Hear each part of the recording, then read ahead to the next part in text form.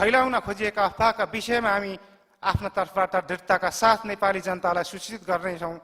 यो अठुटका साथ आज हामीले यो कार्यक्रम आयोजना गरेका छौँ। म सबै साथीहरूलाई हामी सञ्चारकर्मी, हामी कलमजीवी हुँदाहुँदै पनि हाम्रो एउटा अनुशासन छ र कहिले कहिले शब्दहरू प्रयोग गर्दा कुनै शब्द चिप्लियो भने त्यो शब्दमा खेलेर हामी सङ्गठनमाथि विश्वासघात गर्ने छैनौँ। हामी व्यावसायिक हौँ, तर त्यसभित्र कहिले कहिले शब्दहरू चिप्लन सक्छन्, त्यसप्रति पनि हामी जिम्मेवार रहनेछौँ भन्ने सेल्फ सेन्सरसिपका विषय सङ्केत गर्दै म आजको कार्यक्रम अगाडि बढाउन चाहन्छु। सबैभन्दा पहिला सम्माननीय प्रधानमन्त्रीज्यूलाई माइक हस्तान्तरण गर्नुभन्दा अगाडि हाम्रो पार्टीको केन्द्रीय कमिटी बैठकले प्रेस चौतारी नेपालको इन्चार्ज परिवर्तन गरेको छ र इन्चार्ज परिवर्तन सँगसँगै हाम्रो राजेन्द्र गौतमले हामीलाई लामो समय गाइड गर्नुभयो। अहिले सूर्य थापा प्रेस चौतारी नेपालका यसअघि इन्चार्ज हुनुहुन्थ्यो, अहिले इन्चार्ज भएर जिम्मेवारी निर्वाह गरेर आउनु भएको छ। म निवर्तमान इन्चार्ज यसै कार्यक्रमको अवसर पारेर पार्टी अध्यक्षलाई साँची राखेर निवर्तमान इन्चार्ज राजेन्द्र गौतमलाई यो फाइल हस्तान्तरण सूर्य थापालाई गरिदिएर इन्चार्जको जिम्मेवारी हस्तान्तरण गरिदिन हुन हार्दिक अनुरोध गर्छु।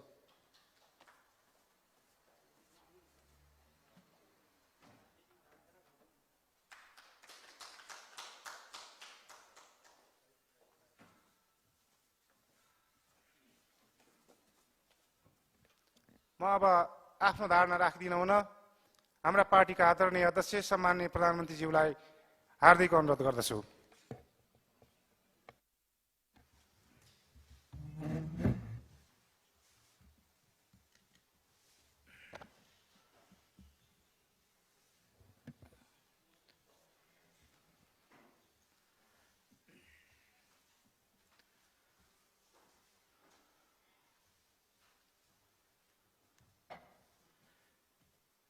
माननीय मन्त्रीज्यूहरू,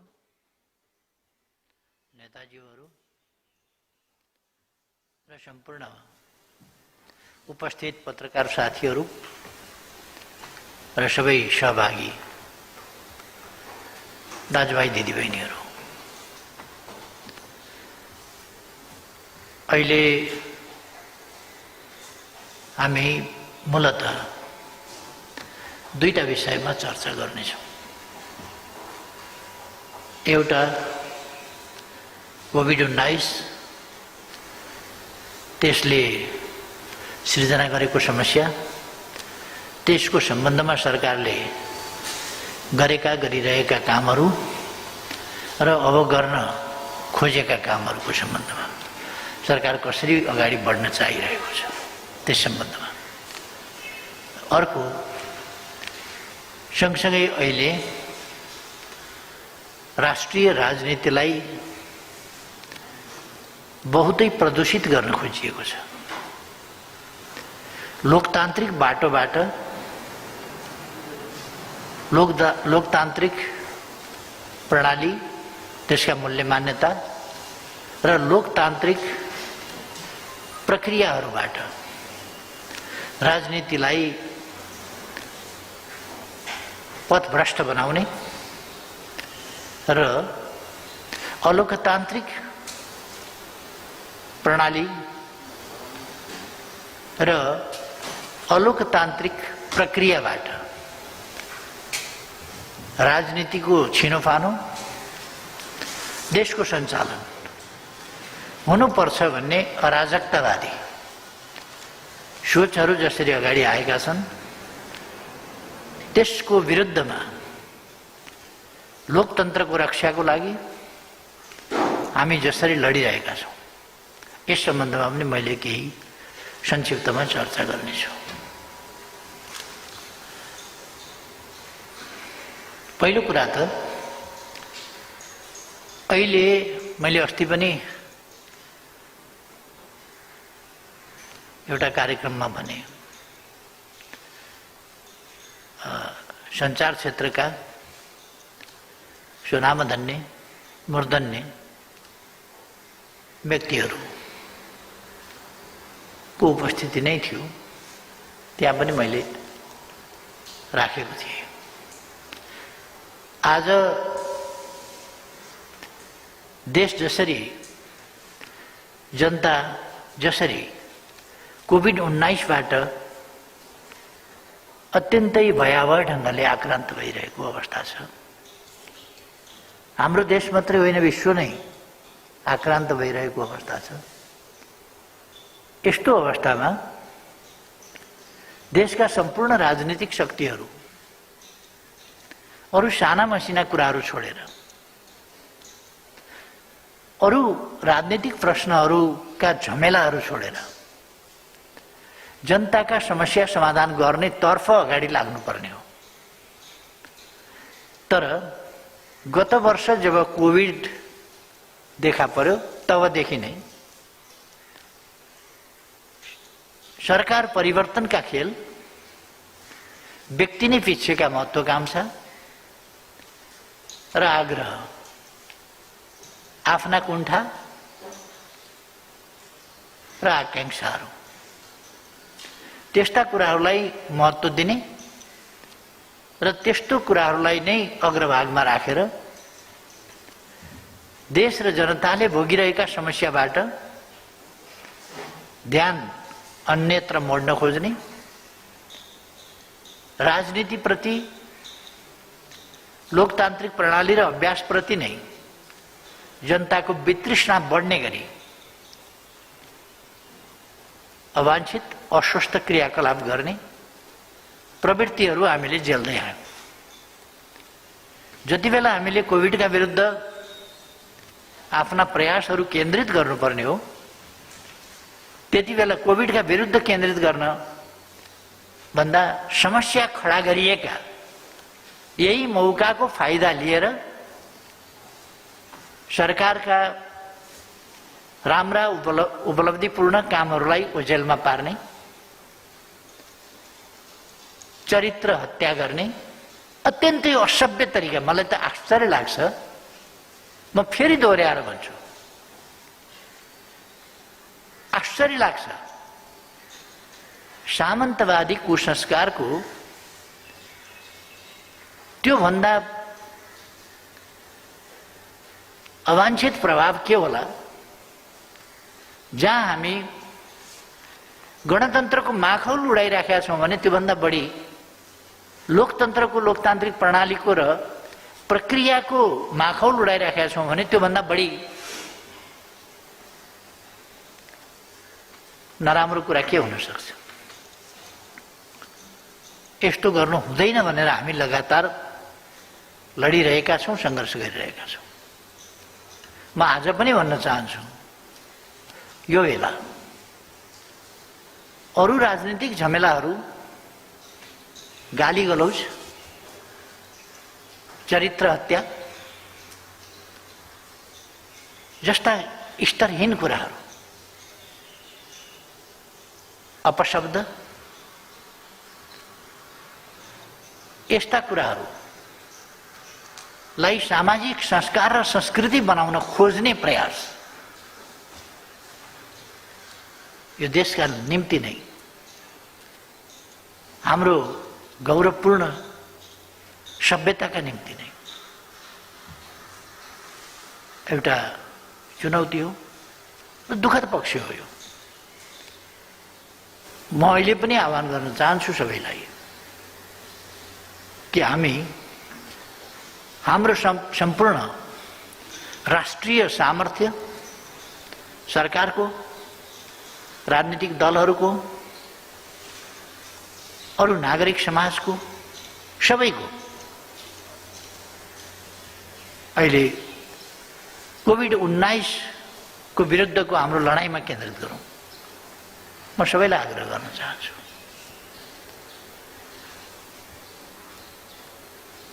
हामी महामारी के हो भनेर हामीले बुझेका छौँ जस्तो मलाई लाग्छ। महामारी भनेको एउटा नियमित प्रक्रिया होइन, अचानक आइलाग्ने कुरा हो। आजको विश्वलाई 2020 को अन्त्यबाट 2019 को अन्त्यबाट 2019 को अन्त्यबाट एउटा भयंकर, भयानक, खतरनाक भाइरस देखा पर्यो, जसलाई कोभिड-19 भन्ने गरियो। त्यसले विश्वलाई नै आफ्नो लपेटामा लियो। के धनी के गरिब, के अगाडि बढेका के पछाडि पढेका, के विकसित के अविकसित, सबै राष्ट्रहरू, सबै देशहरू, सबै विभाग आक्रान्त भए। कोही पनि अछुतो रहेन। यस्तो अवस्थामा तयारीहरू, पूर्व तयारी नहुनु स्वाभाविक कुरा हो। त्यसै कारण यो महामारी हो। यसमा पूर्व तयारी या हामीसँग भइरहेका कहीँ पनि मौजुद रहेका सामग्रीहरू या सामर्थ्यहरू या औषधिहरू अपर्याप्त हुनु स्वाभाविक हो। त्यसै कारण यो महामारी हो। र यस्तो महामारीका बेला अपर्याप्तता हुन्छ। अन्यत्र पनि भयो, विकसित देशहरूमा पनि भयो। अस्पतालभन्दा बाहिर पाल टाँगेको हामीले देख्यौँ। अक्सिजन नभएर, बेड नभएर, भेन्टिलेटर नभएर, औषधि नभएर घरैमा तातो पानी खाएर बस्छ भनेर विकसित देशहरूले भन्न पर्यो।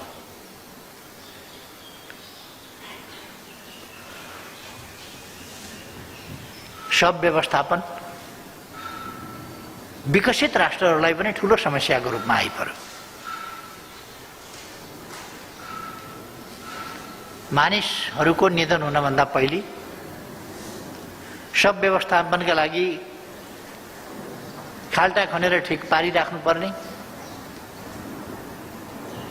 र त्यो ठूलो संख्यामा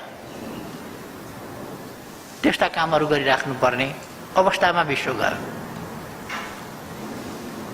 त्यसको असर स्वाभाविक रूपमा हाम्रो जस्तो स्वास्थ्य सामर्थ्य कम रहेको देशमा त्यसको नकारात्मक असर पर्नु अथवा त्यो हाम्रो मौजुदा सामर्थ्यभन्दा बाहिर रहनु अस्वाभाविक होइन। भयो पनि त्यस्तै, तर हामीले त्यसलाई म्यानेज गर्यौँ। हामीले ठिकै विधि अपनायौँ। सुरुमै लकडाउन गर्यौँ, नत्र पहिलोपल्टै हामी नराम्रोसँग आक्रान्त भइसक्थ्यौँ। त्यसबाट जोगिन हामीले सुरुमै लकडाउनको विधि, सामाजिक दूरीको विधि, मास्क लगाउन सिकाउने कुरा, हात धुन सिकाउने कुरा देखि लिएर थुप्रै कुराहरू हामीले कडाइका साथ कार्यान्वयन गर्दै गयौँ, जसले गर्दा त्यो धेरै विकराल ढङ्गले फैलिन सकेन। अलिक हामीले नियन्त्रणै गर्यौँ। पछिल्लो अवधिमा राजनीतिक र धार्मिक वा सांस्कृतिक कारणहरूले, देशभित्र र देश बाहिरका कारणले, खुला सीमा भएका कारणले र अब कोभिड शान्त भयो, जाँदैछ अथवा गइसक्ने भयो, अब केही समस्या छैन भन्ने चाहिँ जनस्तरमा पनि त्यस प्रकारका लक्षणहरू देखिने कारणले र हामी देख्छौँ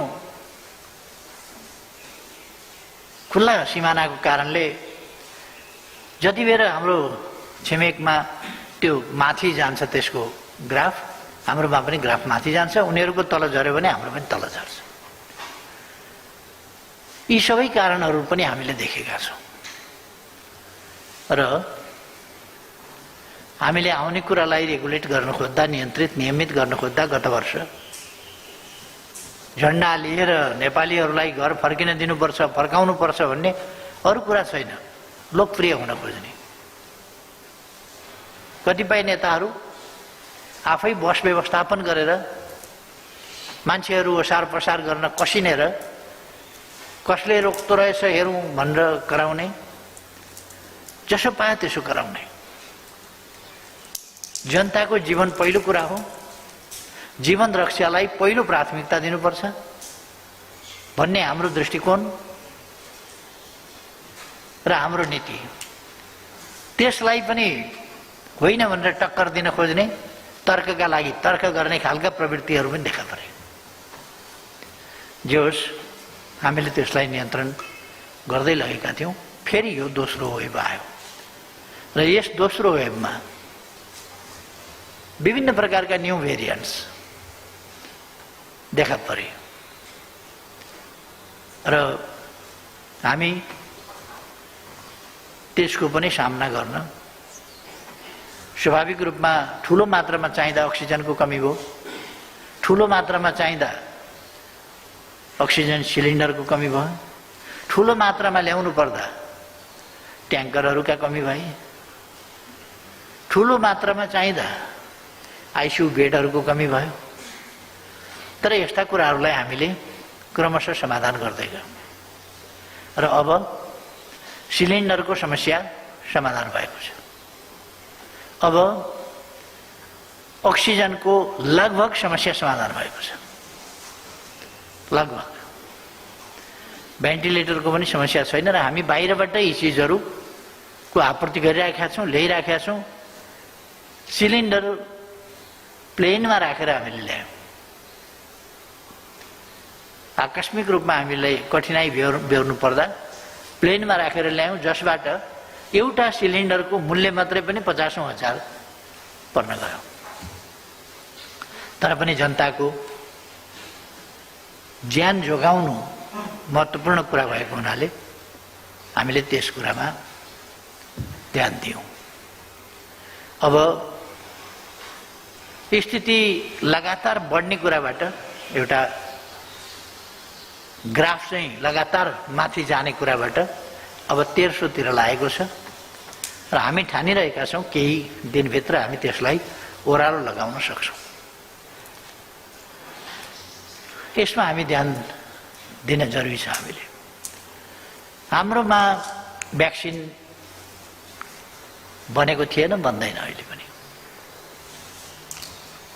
र हाम्रो जस्तो सानो देशले भ्याक्सिन आफै बनाउने कुरातिर लाग्यो भने त्यो धेरै समय लाग्न सक्थ्यो र त्यो ठुलो खर्चको विषय पनि बन्न सक्थ्यो। त्योभन्दा हामीले भ्याक्सिन हाम्रो रिसर्चको क्षमता, हाम्रो साधन स्रोतको क्षमता, हाम्रो तत्सम्बन्धमा भ्याक्सिन उत्पादन गरेका अनुभवहरूको सीमितता जस्ता कुराहरूको कारणले हामीले भ्याक्सिन तत्काल सम्भव थिएन। तर हामीले भ्याक्सिन उत्पादक देश भारत, उसले लगाउन सँगसँगै हामीले पनि लगाउन सुरु गऱ्यौँ र दक्षिण एसियामा भारतपछि हामी पहिलो देश नै हौँ जसले भ्याक्सिनको खोप सुरुवात गर्यो। अन्यत्र भ्याक्सिन पुगेकै थिएन। हामीलाई मित्रराष्ट्र भारतले 10 लाख खोप अनुदानमा दियो, मित्रराष्ट्र चीनले 8 लाख खोप अनुदानमा दियो र अरू हामी किन्ने प्रयासमा लाग्यौँ र 20 लाख हामीले भारतबाट ल्याउने भनेर भुक्तानी पनि गर्यौँ। तर 10 लाख आउन सक्यो, अरू विभिन्न कारणहरूले त्यहाँ व्यवधान पैदा भयो। बाह्य भनिए जस्तो, हल्ला चलाइए जस्तो होइन, केही त मिशन पत्रकारितावाला छन् जसको काम उपलब्धि देख्दै नदेख्ने, उपलब्धिको चर्चै नगर्ने, उपलब्धिको बारेमा चर्चै नगर्ने र कमजोरी कहाँ छ त्यो मात्रै चर्चा गर्ने, छैन भने बनावटी कमजोरीको चर्चा गर्ने, अन्तर कुन्तरबाट कहीँ मार्मिक कहानीहरू बनाउने, निकाल्ने। यस्ता बेलामा स्वाभाविक रूपमा मार्मिक स्थिति बन्छ पनि। मानिसहरूको निधन भइरहेको छ, मार्मिक स्थिति बन्छ। त्यस मार्मिक स्थितिको चित्रण गर्ने, त्यस्तो मार्मिक स्थिति अब आउन नपाओस् भनेर प्रयास गर्ने वा त्यस्ता प्रयासहरूलाई साथ दिने होइन कि त्यो मार्मिक स्थितिमा त्यसलाई पनि आफ्नो स्वार्थमा प्रयोग गर्ने। त्यो खालका प्रवृत्ति बोकेका केही त छँदैछन्, त्यस्ता तत्त्वहरू, त्यस्ता शक्तिहरू, त्यस्ता व्यक्तिहरू छँदैछन्। हामी अहिले पनि अरू स्वास्थ्य सामग्रीहरू, किट्सहरू, मास्क, ग्लोभ्स, पिपिई अथवा अरू स्वास्थ्य सामग्रीहरू, औषधि, cylinder, oxygen, ventilator, scan machine लगायतका सामानहरू पुग्ने हामीलाई आवश्यकता अनुसार हाम्रो आवश्यकता मिट गर्ने खालका, त्यसलाई भ्याउने खालको स्थितिसम्म हामी ल्याइरहेका छौँ। अब हाम्रो ध्यान फेरि पनि रोग सर्न नपाओस्, पहिलो ध्यान त्यसमा। सरिहाल्यो भने त्यसको उपयुक्त उपचार गर्ने र तेस्रो सर्नै नपाओस् भन्नका लागि सकेसम्म छिटो खोपको प्रबन्ध गर्ने। यसका निम्ति हामी भारतसँग, चीनसँग, संयुक्त राज्य अमेरिकासँग, बेलायतसँग लगायत विभिन्न देशहरूसँग, रुससँग कुराकानी गरिरहेका छौँ र हाम्रो भ्याक्सिन ल्याउने प्रयास जारी छ। हामी विश्वस्त छौँ निकट भविष्यमा हामी भ्याक्सिन ल्याउँछौँ। हामी यस सन्दर्भमा संयुक्त राष्ट्र सङ्घसँग कुरा गरिरहेका छौँ, विश्व ब्याङ्कसँग कुरा गरिरहेका छौँ, अरू विभिन्न हाम्रा विकासका साझेदारहरू अथवा अन्य यस्ता अन्तर्राष्ट्रिय सङ्घ संस्थाहरूसँग पनि कुराकानी गरिरहेका छौँ। हामी सरकारले आफ्ना सम्पूर्ण प्रयास यसमा केन्द्रित गरेको छ भने निजी क्षेत्रलाई पनि यस काममा हामीले साथै लिएका छौँ र सहकार्य गरिरहेका छौँ।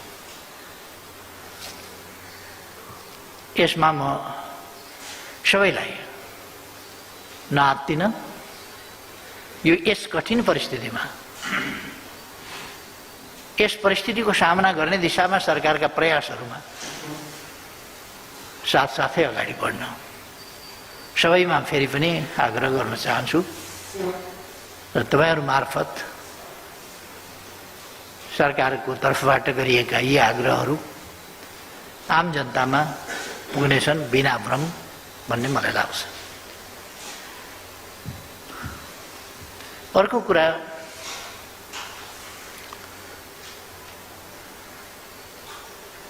देशमा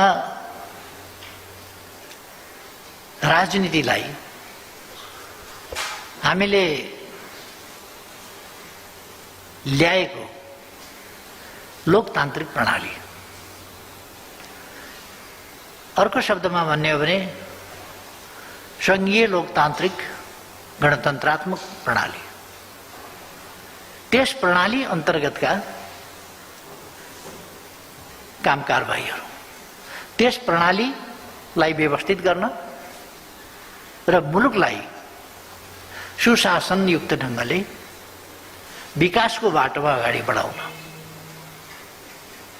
लागि त्यसलाई सुप्रबन्ध गर्न र सुसञ्चालन गर्नका लागि संविधान सभाबाट हामीले संविधान बनायौँ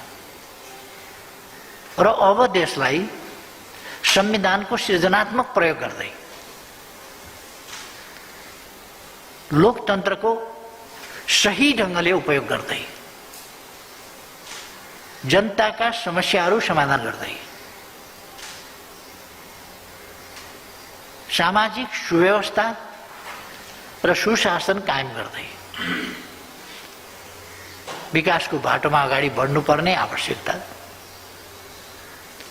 आजको आवश्यकता हो।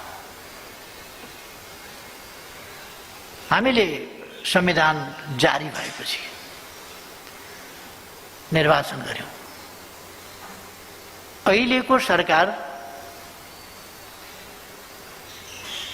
सरकार वा सरकारको नेतृत्व वा अहिलेको सरकार सञ्चालन गर्ने पार्टी, यसले आयोजना वा सञ्चालन गरेको निर्वाचन होइन, अहिलेको प्रतिपक्षीय दलको नेताको नेतृत्वमा प्रतिपक्षीय दलहरू सहभागी भएको सरकारले गराएको निर्वाचनबाट झन्डै 2/3 को हैसियत प्राप्त गरेर जनताको अभिमतबाट संविधान सम्मत ढंगले यो सरकार बन्यो। तर लोकतन्त्र सिद्ध्याउनै हिँडेका शक्ति हिंसाको बाटोबाट देशमा हिंसा फिजाउन हिँडेका शक्ति फिजाउन हिंसालाई निरन्तरता दिन नसक्ने भएपछि शान्तिपूर्ण बाटोमा आउनु एउटा कुरा हो र शान्तिपूर्ण हिंसाको बाटोबाट सत्ता कब्जा गर्न नसकेपछि कब्जा म यहाँ यो शब्दलाई फेरि दोहोर्याएर भन्न चाहन्छु। हिंसाको बाटोबाट लोकतन्त्रका विरुद्ध लोकतान्त्रिक प्रणालीका विरुद्ध संवैधानिक र शान्तिपूर्ण बाटोहरूका विरुद्ध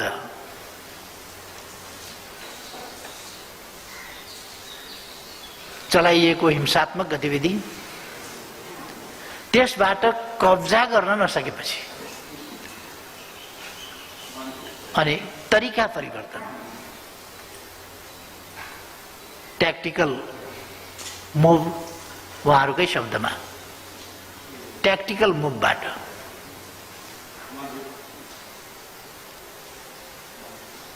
शान्तिपूर्ण ढंगले लोकतान्त्रिक प्रक्रियामा आउन बाध्य भएपछि त्यस बाटोबाट फेरि कब्जा गर्ने नीति कायम रहनु त्यो बुझ्न सकिन्छ।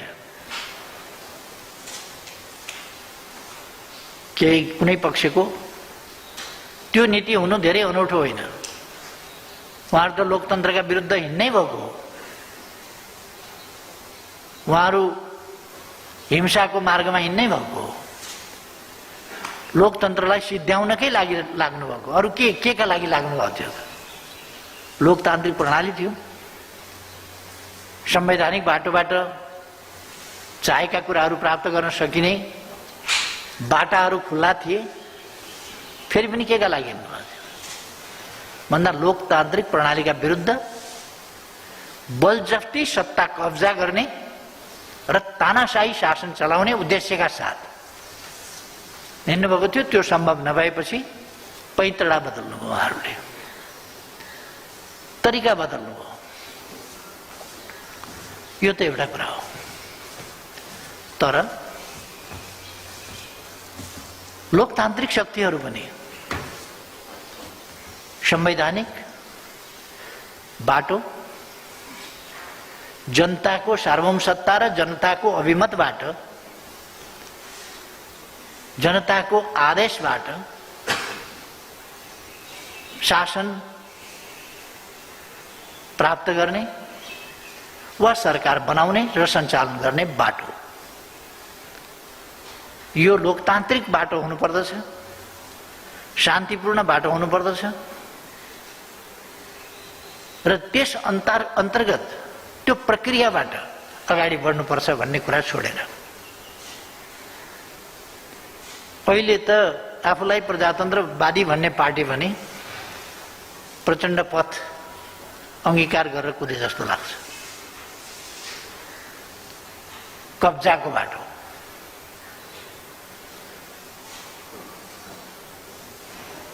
सरकार चलाउन पनि नदिने, काम गर्न नदिने, सधैँ भित्तण्डा खडा गर्ने, कुप्रचार गर्ने, असभ्य प्रचार गर्ने, गाली गलौज गर्ने, जनतामा भ्रम फिजाउन खोज्ने, यिनै प्रयासहरू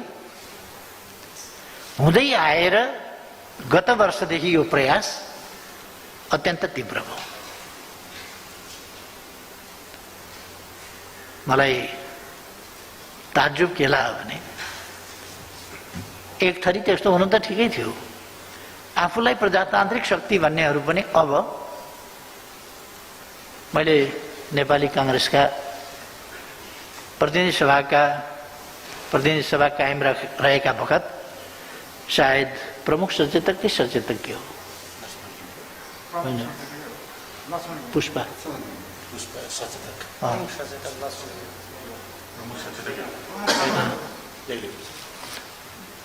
मैले भर्खर हिजो उहाँले बोलेको सञ्चार माध्यमबाट हेरेँ। केपी ओलीले गराएको चुनावमा नेपाली कांग्रेसले भाग लिँदैन भन्नु उहाँले। यो कुन लोकतान्त्रिक परिभाषा अन्तर्गत, कुन संवैधानिक परिभाषा अन्तर्गत, कुन प्रणालीको, कुन प्रक्रियाको कुरा हो यो? फलानाले गरेको चुनाव भाग लिने, कसले गरेको चुनाव चाहिँ भाग लिने त? केपी ओलीले गरेको चुनावमा भाग नलिने हो भने कसले गरेको चुनावमा चाहिँ भाग लिनुपर्ने? भाग लिन नेपाली कांग्रेसले प्रधानमन्त्री टिको लगाइदिने कि कसले टिको लागेको? जनताले छानेको नहुने अहिलेको प्रधानमन्त्री, देशमा सबभन्दा बढी पपुलर भोट भएको, सबभन्दा बढी दुईटा पार्टी मिलाउँदा पनि एक्लै बढी हुने गरीको प्रदेश सभामा सिट प्राप्त गरेको पार्टी, जनताको विश्वास जितेर आएको पार्टी,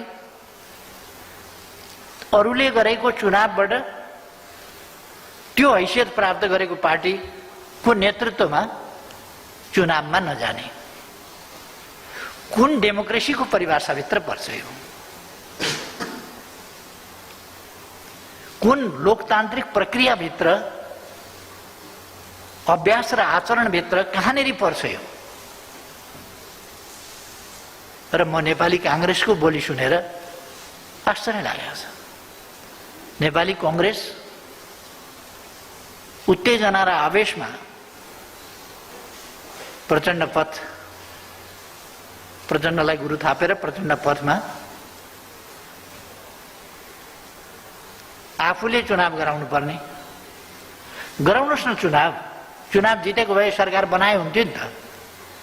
आफैले गरेको चुनावमा उहाँहरू 23 सिटमा झर्नुभएको होइन। अनि आफ्नै नेतृत्वमा चुनाव हुनुपर्छ भन्ने के भनेको थियो? म सबैलाई आग्रह गर्न चाहन्छु, आवेश उत्तेजनाको राजनीति नगरौँ। लोकतान्त्रिक भएन अरे लोकतान्त्रिक के गर्दा हुन्छ? सडकबाट हुन्छ लोकतन्त्र कि जनताको अभिमतबाट हुन्छ? संविधान सम्मत ढङ्गले हुन्छ। जनताबाट निर्वाचित हुन्छ एकपल्ट, संविधान र कानुन सम्मत ढङ्गले सरकार निर्वाचित हुन्छ र त्यसले आफूले काम गर्न पाउँछ र गर्छ। उसले आफ्ना कर्तव्य पालना गर्छ। होला उहाँहरूलाई प्रधानमन्त्री बन्न मन थियो होला, किर्ते नामहरू लिएर राष्ट्रपति कहाँ जानु, अरू पार्टी फुटाएर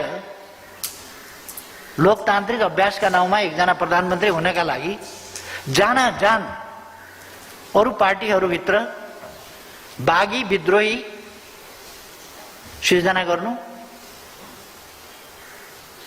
एउटा पार्टीमा मात्रै होइन, नेकपा एमालेका केही तत्त्वहरूलाई उकासेर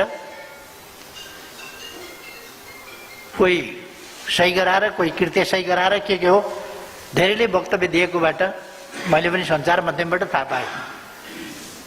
हामीले नेपाली कांग्रेसका सभापति शेरबहादुर देउवालाई प्रधानमन्त्री बनाउन कुनै सही गरेका छैनौँ, कुनै समर्थन गरेका छैनौँ भनेर धेरैले गरेका प्रतिक्रिया, टिप्पणी र वक्तव्य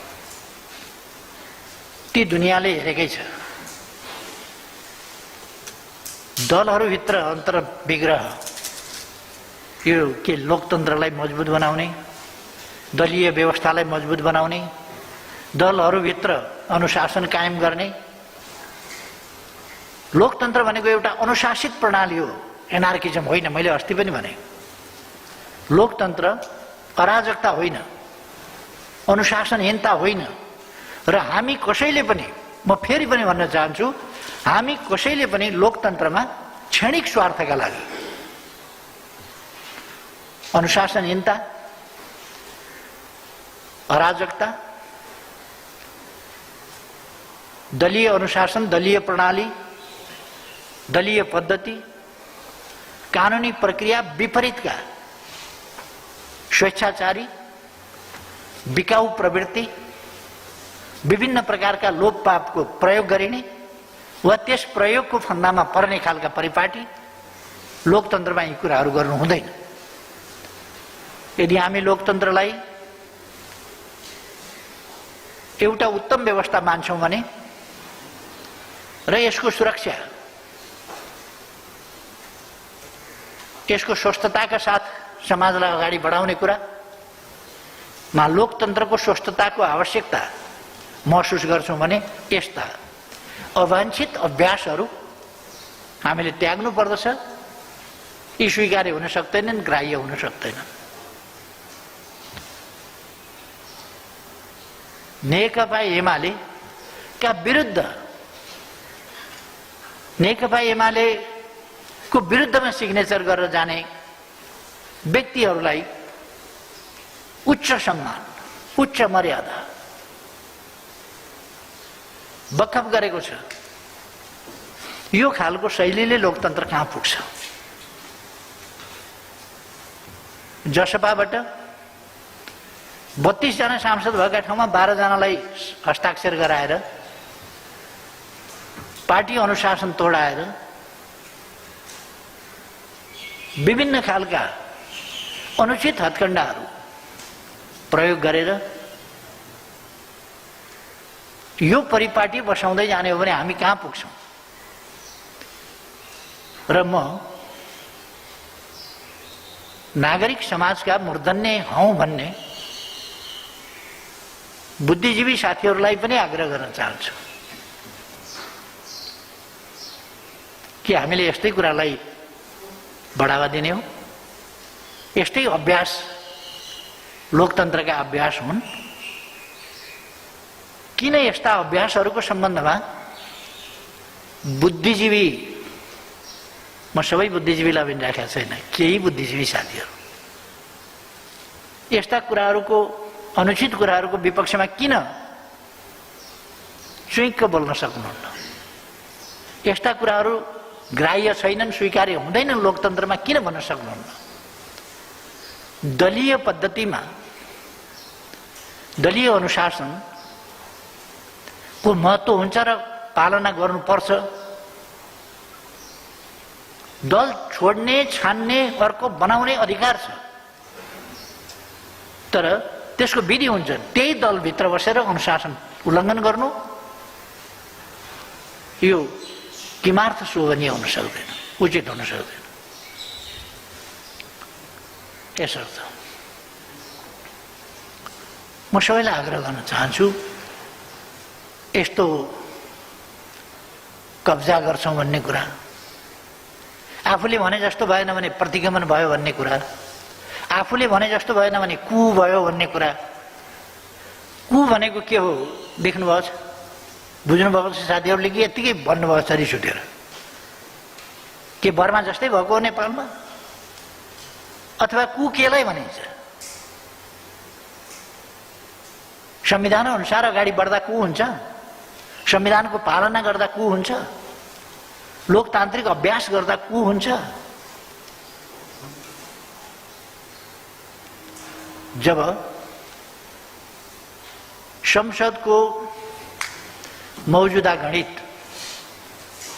उपयुक्त रहन सकेन र त्यो देशको आवश्यकतालाई पूरा गर्न सकेन, देशको आवश्यकता र संसदको मौजूदा गणितका बीचमा ठुलो ग्याप भयो। मैले पहिले पनि भनेको थिएँ, त्यो कुरा त अहिले त पुष्टि भयो। संसदको मौजूदा गणित फोहोरी खेलको माध्यम भयो। एउटा पल्ला घरको नरे पल्ला घर सरे, पल्ला घरको नरे वल्ला घर सरे, यस दलकोले उस दलकोमा सही गरेको छ। दलीय अनुशासनको कुनै अर्थ छैन, बिकेको छ।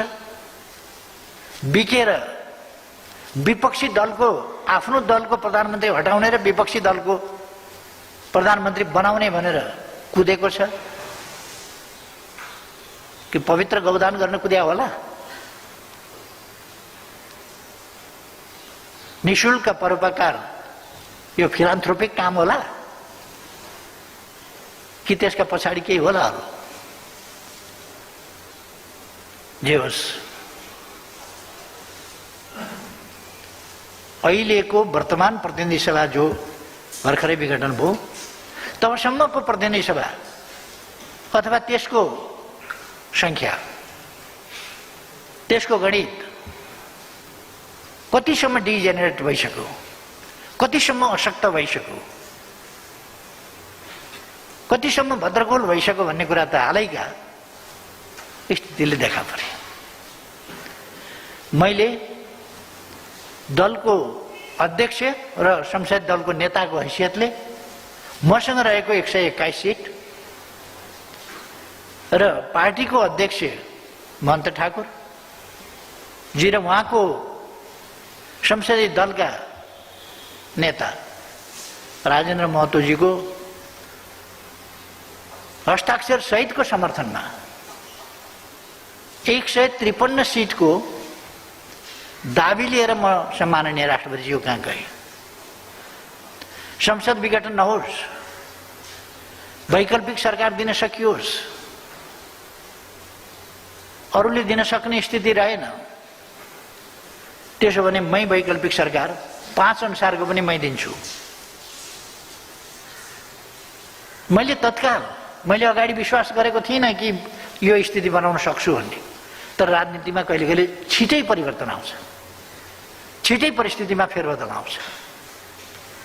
पहिले मैले भनेको थिएँ, मैले भर्खरै विश्वासको मत प्राप्त गर्न सकिनँ, परिस्थितिमा तात्विक अन्तर आएको छैन। यद्यपि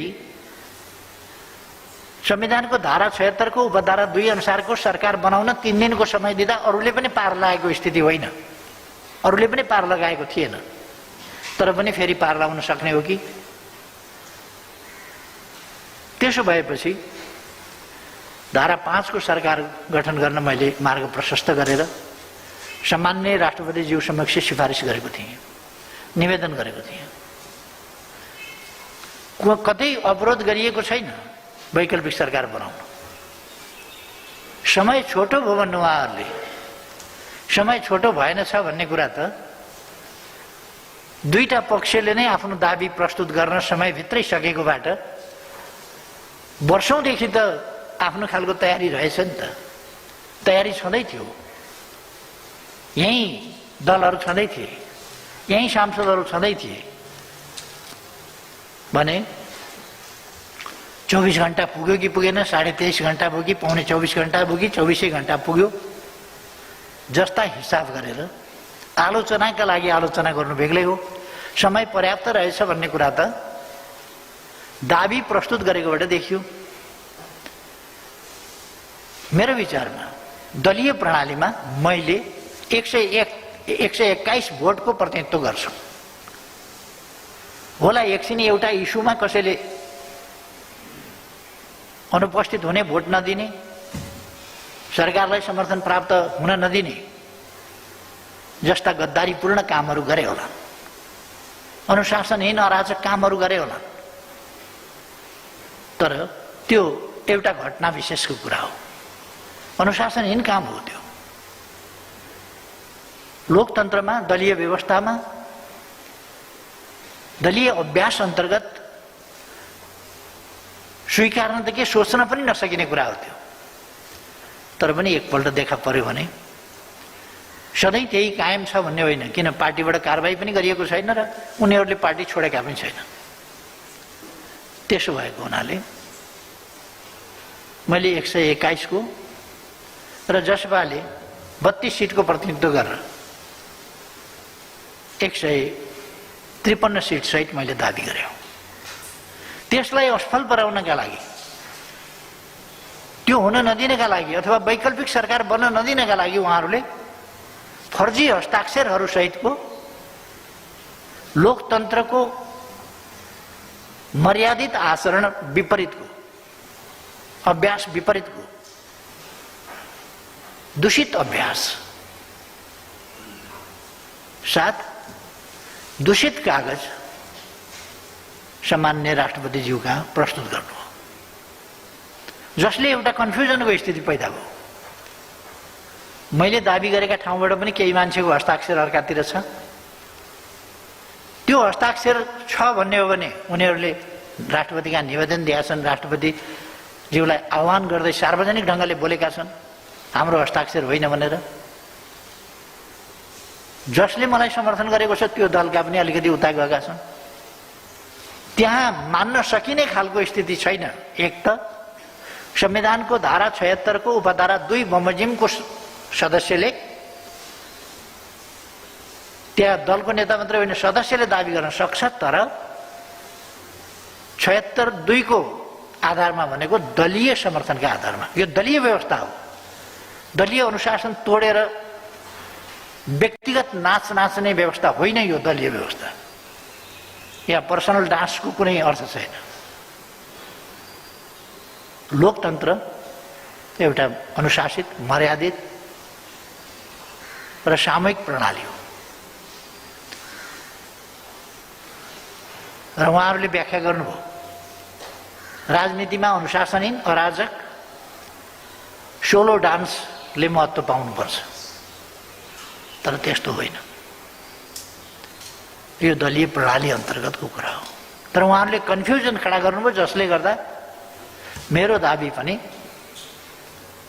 भरपर्दो, राष्ट्रपतिजीले भरपर्दो ठान्न सक्नु भएन उहाँहरूकै कारणले। संविधानको धारा 5 अनुसारको सरकार बन्न नसकेपछि संविधानमा के छ त? संविधानको धारा 76 को उपधारा 5 अनुसारको सरकार बन्न प्रधानमन्त्री नियुक्त हुन नसकेमा अर्को कुनै विकल्प छैन। प्रधानमन्त्री नियुक्त हुन नसकेमा प्रधानमन्त्रीको सिफारिसमा राष्ट्रपतिले प्रतिनिधि सभाको नयाँ निर्वाचनका लागि मिति तोक्नेछ। प्रतिनिधि सभा विघटन गरी नयाँ निर्वाचनका लागि मिति तोक्नेछ। संविधानको व्यवस्था यो हो। कहाँनेरि भयो त्यहाँ? बुद्धिजीवी, केही बुद्धिजीवीहरू नरानदेखिको बल लगाएर बुद्धि र प्रतिष्ठाको मिसयुज गरेर अपव्याख्यामा उर्लिनु दुःखको कुरा हो। लोकतन्त्रमा यस्तो हुनु हुँदैन। हाम्रो निष्ठा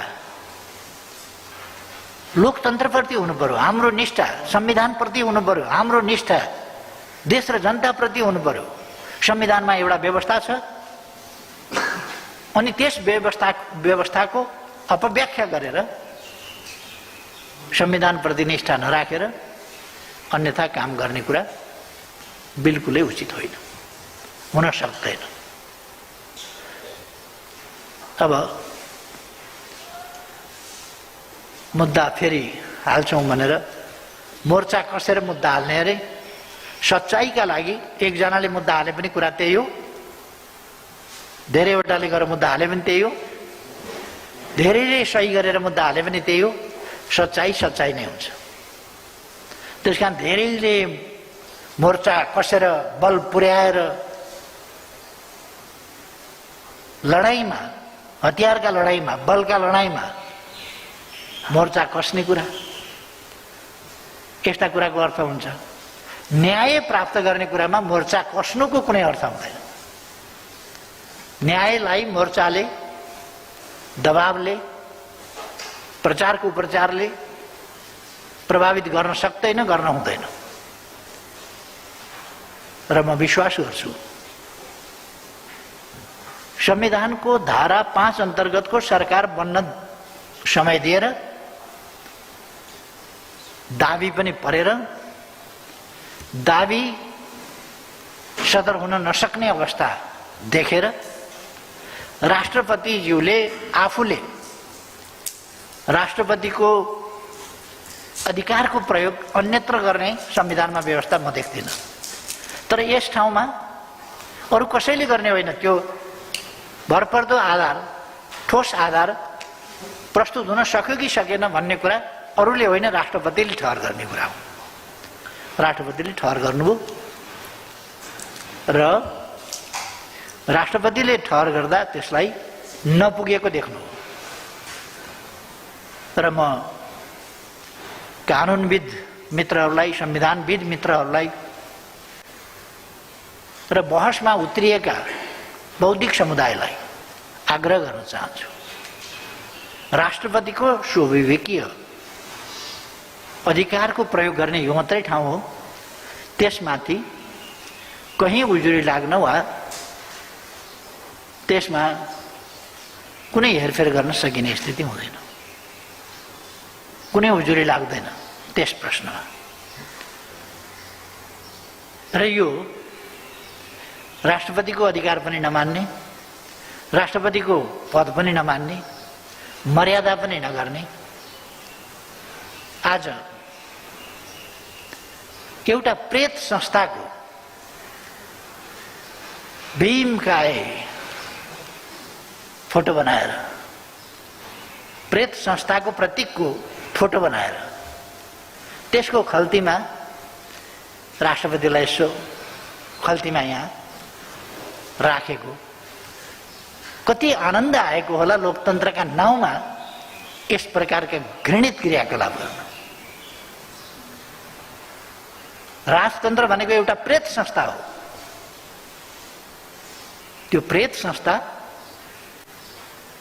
विकराल विशाल फोटो बनाउने र जनताबाट निर्वाचित जनप्रतिनिधित्वको एउटा गणतन्त्रको प्रतीकको रूपमा रहेको संस्थालाई एउटा प्रेत संस्थाको लगेर, सामन्ती संस्थाको लगेर खल्तीमा राख्ने सम्मको त्यो लोकतन्त्रले दिएका स्वतन्त्रताका हकको दुरुपयोग, योभन्दा बढी के हुन्छ? यसरी प्रचार र यसरी राष्ट्रिय राजनीतिलाई गलत दिशातिर मोड्ने काम कसैले नगरौँ भन्ने मेरो आग्रह छ। र म खास गरेर देशभक्त शक्तिहरूलाई, लोकतान्त्रिक शक्तिहरूलाई आग्रह गर्न चाहन्छु, हामीले हल्का फुल्का ढङ्गले सोच्ने, क्षणिक स्वार्थका पछाडि कुद्ने, अतिवादी शक्तिहरूबाट निर्देशित हुने वा अतिवादी शक्तिहरूसँग साँठगाँठ गरेर लाचार छायाको रूपमा तिनका पछि पछि लाग्ने खालका कमजोरीहरू गर्नु हुँदैन। इतिहासले हामीलाई जजमेन्ट गर्नेछ भन्ने कुरा बुझ्नु पर्दछ, सम्झिनु पर्दछ कि अहिलेको प्रणाली, अहिलेको सरकार सञ्चालन तानाशाही छ। 48 सालको निर्वाचन भन्दा पछि शान्तिपूर्ण जुलुस सडकमा निस्कियो भने सोझै गोली ठोकेर मान्छे मारिन्थ्यो। लोकतन्त्रमा 50औं पल्ट हामी गिरफ्तार भएका छौँ, 50औं पल्ट। र नेताहरूले चुटाइ खाएको छ, सर्वसाधारण जनताले त खायो, मारियो। नेताहरूले चुटाइ खाएका छन्, अङ्गभङ्ग भएका छन्। लोकतान्त्रिक भनिने पार्टीको सरकारका समयमा के अहिले त्यस्तो छ र दमन? त्यस्तो तानाशाही छ र? लोकतन्त्र आइसकेपछि कर्मचारीहरू फडानी गरिएको होइन, पजनी गरिएको होइन, अनधिकृत ढङ्गले फाँडेको होइन कर्मचारी। लोकतन्त्र आइसकेपछि शिक्षकहरूले जागिर गुमाएका शिक्षकहरू अहिलेसम्म पनि बेहालको स्थितिमा छन्। लोकतन्त्र आएपछि जागिर गुमाएका, निष्कासन गरिएका, ठाडै वैचारिक हिसाबले भेदभावपूर्ण ढङ्गले निष्कासन गरिएका त्यस्ता अभ्यासतिर हामी नफर्क्यौँ न। त्यस्ता अभ्यासतिर फर्किने हामी सपना नदेख्यौँ न। अब लोकतान्त्रिक अभ्यासलाई इमान्दारिताका साथ अगाडि बढाउँ न हामीले।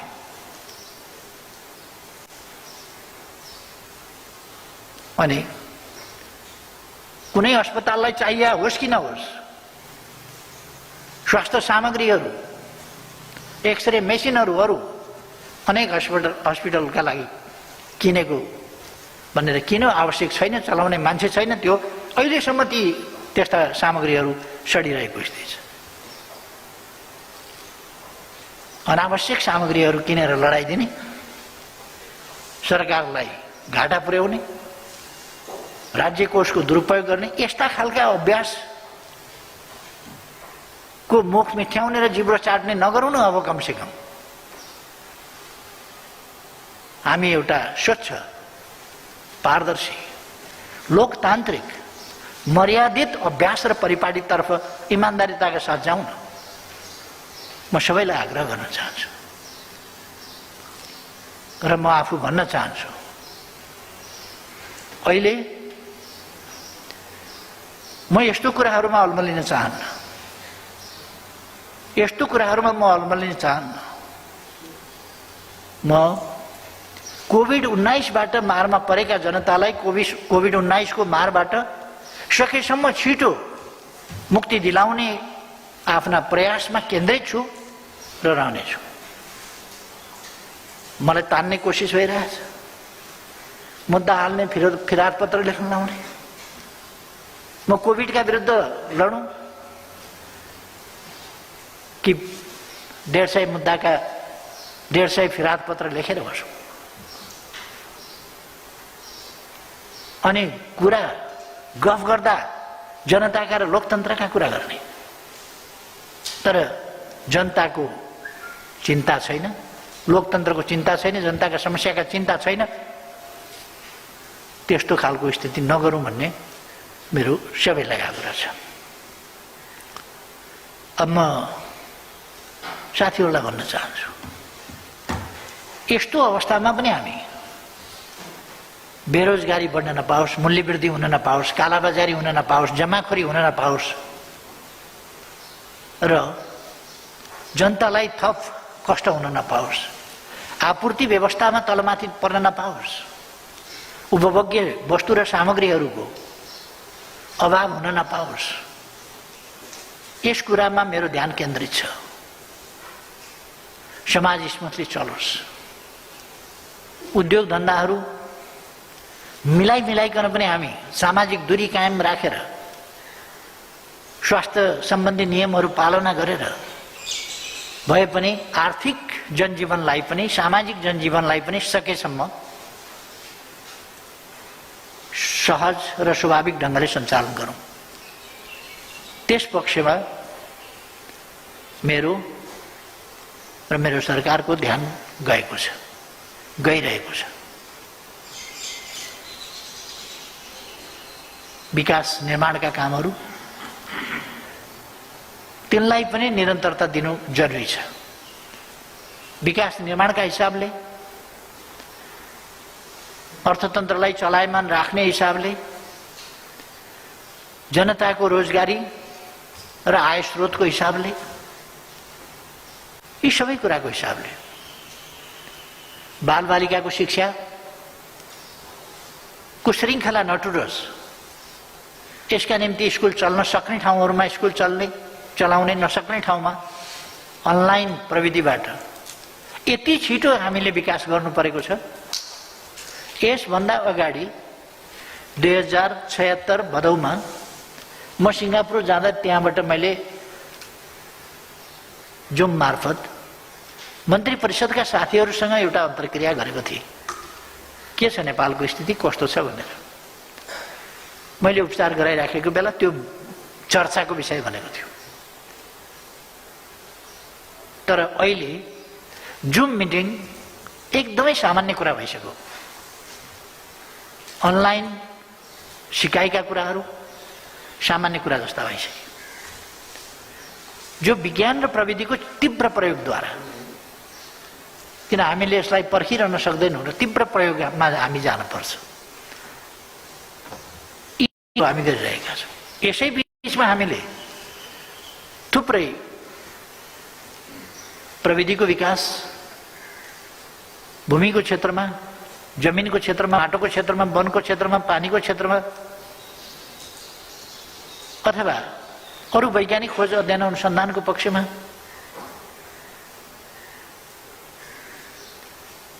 यो कार्यकालभन्दा अगाडि साधारणतया भन्ने हो भने ड्रोन मान्छेले सुनेको पनि थिएन होला। आज तपाईहरू सबैले ड्रोन जान्नुहुन्छ, धेरैले चलाउनुहुन्छ। थुप्रै कुराहरूको यस बीचमा 4G सेवा, 5G को परीक्षण लगायतका कामहरू, इन्टरनेटको सुविधा, यी सब कुराहरूमा तीव्रता, डिजिटलाइजेसनको क्षेत्रमा थुप्रै कुराहरू, डिजिटल सिस्टमको प्रयोग कार्यालयहरूमा, हाजिरीहरूमा, अरू कुराहरूमा, एप्सहरूको, नागरिक एप्स लगायत एप्सहरूको निर्माण, यस्ता अहिले म फेरिस्त बताउनतिर लागिराखेको छैन, जान्न। यी सब कामहरू यसै बीचमा हामीले गरेका छौँ। म आग्रह गर्न चाहन्छु, जनतालाई गुमराहमा पर्न नदिउँ। यो प्यारो देश, यो गौरवपूर्ण इतिहास बोकेको, सधैँ स्वाधीन रहेको, स्वाभिमानी जनताको यो देश, यसको शिर निहुराउन पर्ने स्थिति आउन नदिउँ। हामीले गर्ने हो त्यो। जनतालाई निराश हुन नदिउँ। जनतालाई निराश बनाउने कोसिस भइरहेको छ। जुन व्यवस्था आए पनि उस्तै हो, केही पनि हुँदैन भन्ने विद्वान मित्रहरूका कतिपयका म हेर्छु, आजकल अनलाइन टिभीहरू छन्, तिनीहरूमा हेर्छु केपी ओलीको नेतृत्वको सरकारले एउटा सिनको भाँचो अहिलेसम्म केही गर्यो, केही पनि गरेन भनेर उहाँहरू केही गर्दैनन्, कसैले उहाँहरूको प्रचार गर्छ। यिनीहरूसँग कसैसँग आशा गर्नु बेकार छ। अर्थात् के हाम्रो देशको भविष्य अन्धकार छ? कुनै प्रणाली आए पनि केही हुँदैन, कुनै नेताले पनि केही गर्दैन। उहाँहरूलाई किन सौख भएको, सबै भ्रष्ट छन्, सबै भ्रष्ट हुन्छन्, कोही पनि सधैँ हुँदैन भन्ने सौख उहाँहरूलाई किन? यस देशलाई के अनैतिकहरूको अखडा बनाउन खोजेको, भ्रष्टहरूको अखडा बनाउन खोजेको, त्यो इम्प्रेसन दिन खोजेको, जनतालाई निराश पार्न खोजेको कि के हो? देश बनाउने हो भने हामीले जनतालाई निराश बनाउने होइन। जनतालाई सही सूचना दिनु पर्यो, जनतामा आत्मविश्वास र आशावादिता जगाउनु पर्यो। र निराश जनताले देश बनाउँदैन। कोही पनि निराश व्यक्तिले उन्नति प्रगति गर्न सक्दैन। निराश हुँदै गयो भने त डिप्रेसनतिर जान्छ। निराशा हाम्रो बाटो होइन। हामी आजका कठिनाइहरू सामना गर्छौँ सुन्दर भविष्यको सपना देखेर। आजका अप्ठ्यारा दिनहरूमा बाँच्छौँ भविष्यका सुन्दर सपनाहरू बोकेर। यदि भविष्य अन्धकार देख्न थाल्यो भने मान्छे मौजुदा परिस्थितिका कठिनाइहरूसँग जुझ्न सक्दैन, ती कठिनाइसँग जुधेर बाँच्न पनि सक्दैन। त्यसकारण हामीले जनतामा आफू पनि आशावादी हुनुपर्छ, आत्मविश्वास केही गर्छु र गर्न सक्छु भन्ने बनाउनुपर्छ, बढाउनुपर्छ र जनतालाई पनि निराश हुन दिनु हुँदैन। निराश जनता जहिले पनि देशका लागि, विकासका लागि प्रभावकारी हुँदैन। त्यो खतरा कुरा हुन्छ।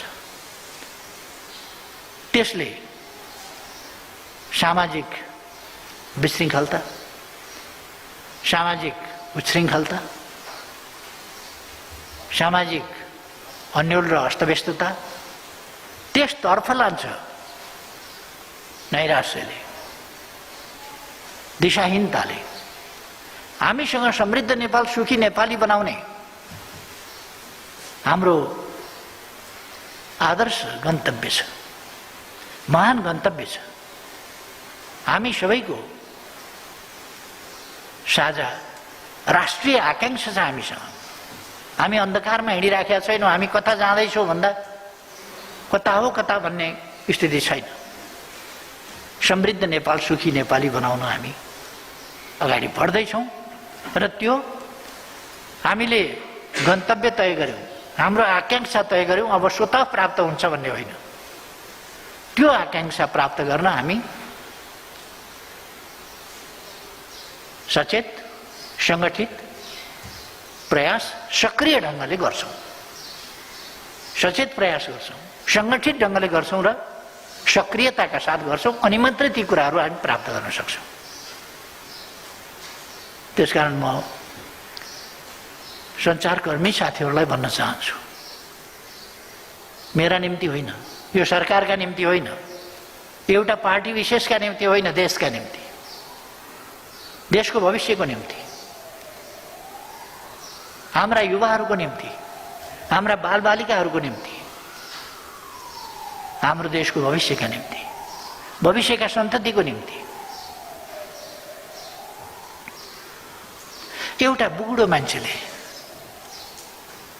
100 वर्ष बाँच्ने रुखको बिरुवा किन रोप्छ?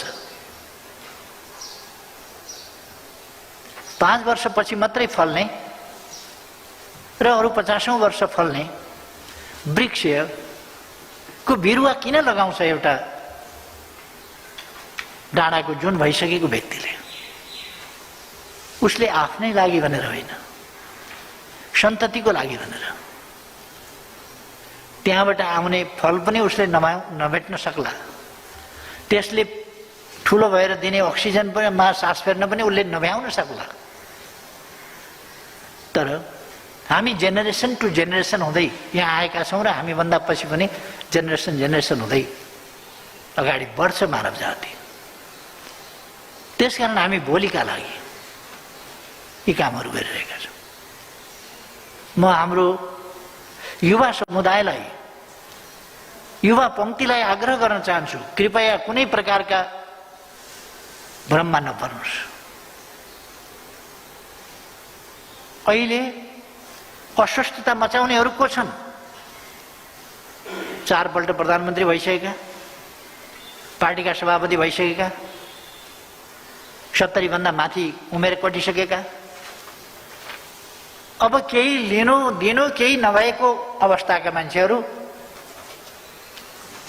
अस्तव्यस्तता मचाएका छन्। युवाहरूको भविष्य, हाम्रा बालबालिकाहरूको भविष्य, त्यतापट्टिको चिन्ता होइन, आफ्नो अहम, आफ्नो इगो, यसको चिन्ता। त्यसका लागि लडिरहेका छन् अहिले पनि, देशका लागि होइन। 15 वर्ष पार्टीको लिडरसिप गरिसकेका, 13-14 वर्ष लिडरसिप गरिसकेका, प्रधानमन्त्री भइसकेका मान्छेहरू फेरि आफ्नै अहङ्कार, आफ्नै इगो, म के पाउँछु, मैले के पाउँछु, अहिलेको लडाईँ। यो अस्वस्थता किन छ भन्दा तिनै 4 जना मान्छे, तिनै 4 जना मान्छेको स्वार्थ, तिनै 4 जना मान्छेको अतृप्त क्षुधा, अतृप्त भोक, कहिल्यै चित्त नबुझ्ने, कहिल्यै पेट नभरिने, कहिल्यै तिर्खा नमेटिने अगस्त्य महत्त्वाकांक्षा। मैले पहिले पनि भनेको थिएँ, अगस्त्य महत्त्वाकांक्षा। त्यो महत्त्वाकांक्षाले गर्दा देश बिग्रिँदैछ। म हाम्रा युवाहरूलाई भन्न चाहन्छु, नयाँ पिँढीलाई भन्न चाहन्छु, देश र जनताप्रति इमान्दार रहनुपर्छ, देश र जनताका लागि काम गर्नुपर्छ भन्ने देशभक्त र लोकतान्त्रिक शक्ति र व्यक्तिहरूलाई भन्न चाहन्छु, आग्रह गर्न चाहन्छु। केही मान्छेका लडबाजीका लागि देशलाई बर्बाद हुन नदिउँ। अरू कुनै सोच छैन, अरू कुनै उद्देश्य छैन, खाली सत्ता स्वार्थ। नपाएकाको होइन, पाइसकेकाहरूको सत्ता स्वार्थ। र त्यो सत्ता स्वार्थ प्राप्त गर्नका लागि लोकतान्त्रिक बाटोबाट हिँडेर जान जो पनि स्वतन्त्र छ, जसले पनि पाउँछ, लोकतान्त्रिक बाटोबाट, संवैधानिक बाटोबाट। तर असंवैधानिक, अलोकतान्त्रिक, अनुचित, अस्वस्थ र फोहोरी बाटोबाट ती चिजहरू का निम्ति वातावरण धमिल्याउने, वातावरणलाई प्रदूषित गर्ने र राष्ट्रलाई आज पनि र भोलिसम्मका लागि गम्भीर घाटा पार्ने खालका प्रयास भइरहेका छन्। यस्ता कुराबाट युवा पङ्क्ति सजग हुनुपर्दछ।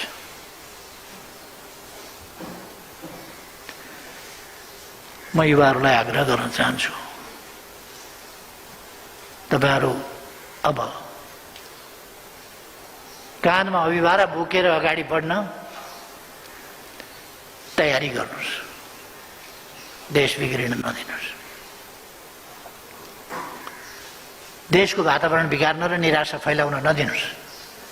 तपाईहरू मनमा निराशाका कुनै प्रकारका टुसाहरू पलाउन नदिनुहोस्, मेरो आग्रह छ। सञ्चार जगतसँग मेरो आग्रह छ, कृपया देश र जनताप्रति इमान्दार बनौँ। जनतालाई सचेत, सङ्गठित र सक्रिय पारौँ लोकतन्त्रको हितको पक्षमा, लोकतन्त्रको पक्षमा, देश र जनताको पक्षमा, भाड्नका लागि होइन। सञ्चार माध्यमको सही र सकारात्मक र सक्रिय, सही, सकारात्मक र सक्रिय भूमिकाका लागि म जनताले छानेको निर्वाचित प्रतिनिधिको हैसियतले, प्रधानमन्त्रीको हैसियतले जिम्मेवारीका साथ सबैलाई म आग्रह गरिरहेको छु, आह्वान गरिरहेको छु। र तपाईहरू, यो अभियान सरकारको अभियान होइन, यो राष्ट्रको अभियान हो। कोभिड विरुद्धको लडाईँ राष्ट्रको लडाईँ हो।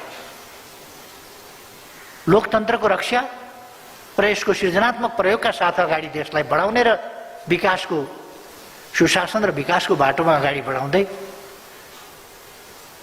सामाजिक न्याय र समानता सहितको समृद्धि हासिल गर्ने हामी सबैको साझा दायित्व हो। यस दायित्वमा लाग्न सबैलाई आग्रह गर्छु। अहिले यति भनेर म आफ्नो भनाइ टुङ्ग्याउँछु र साथीहरूको केही यदि थप जिज्ञासा छ भने म त्यसलाई स्पष्ट पार्न कोसिस गर्छु।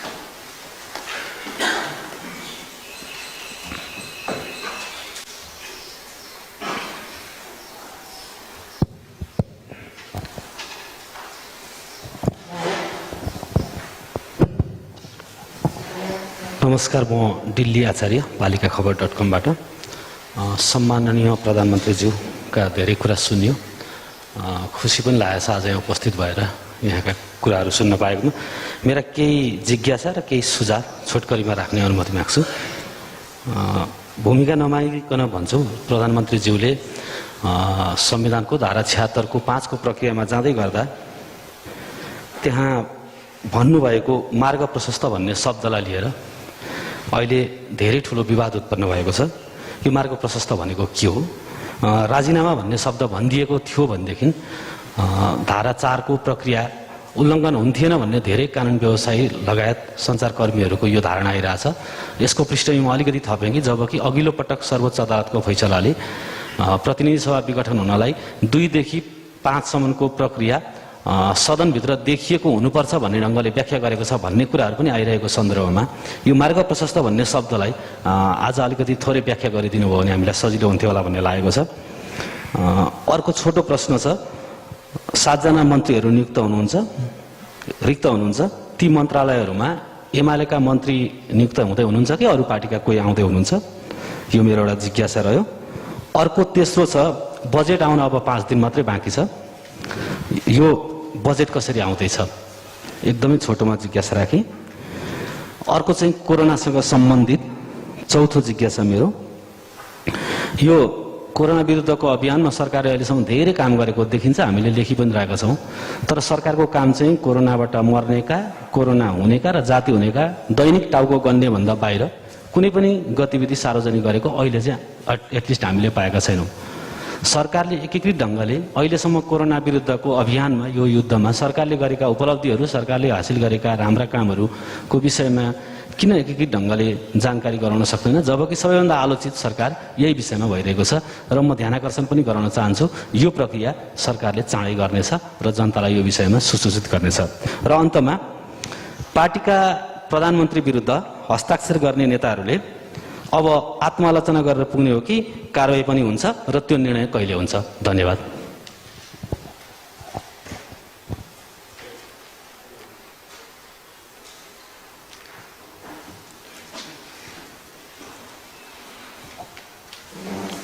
प्रधानमन्त्रीज्यू नमस्ते। म सुशील अर्याल newspolar.com बाट। मेरो एकदम छोटो छ।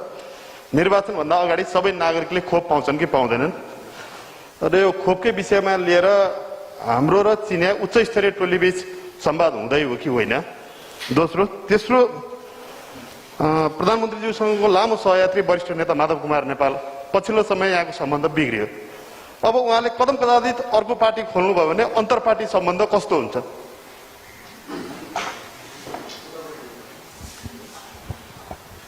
नमस्कार, म राजकुमार रेग्मी, सनराइज खबर। प्रधानमन्त्री, मेरो प्रश्नको साथमा एउटा धारणा, यो बहुदलीय संविधान हो, यो निर्दलीय संविधान होइन। संसदीय दल एक ढिक्का गणना हुने अवस्था थियो अस्ति राष्ट्रपतिकोमा जाँदाखेरि। व्यक्ति व्यक्ति काउन्ट हुने अवस्थालाई चाहिँ हामीले विश्वासको मत या अविश्वासको मत भनेर संसदमा भन्छौँ। अस्ति यहाँसँग हामीले देख्दा बहुमत थियो, दुईटा संसदीय दलको बहुमत थियो। वास्तवमा 76-5 अनुसारको सरकार गठन गर्न पाइन भनेर गुनासो गर्नुपर्ने चाहिँ यहाँले हो। आज शेरबहादुरजीहरूले गरिरहनु भएको छ। तपाईँको गुनासो छ कि छैन 76-5 अनुसारको सरकार गठन गर्न नपाएकोमा? मेरो प्रश्न यही हो। धन्यवाद।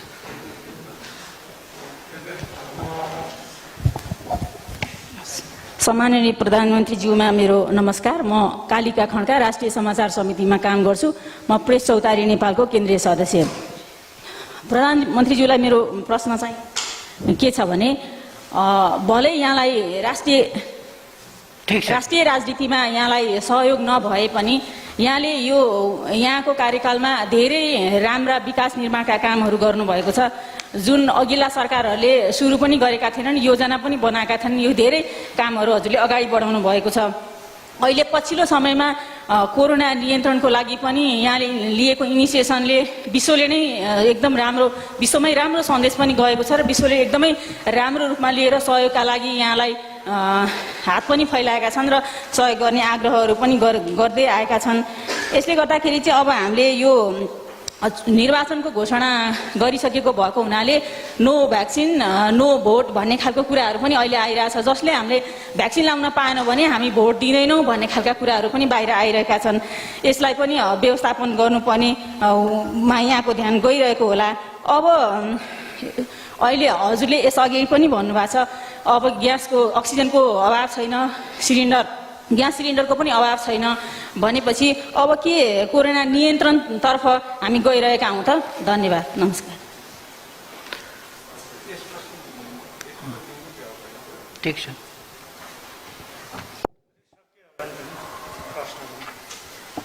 सकिएकै देखियो।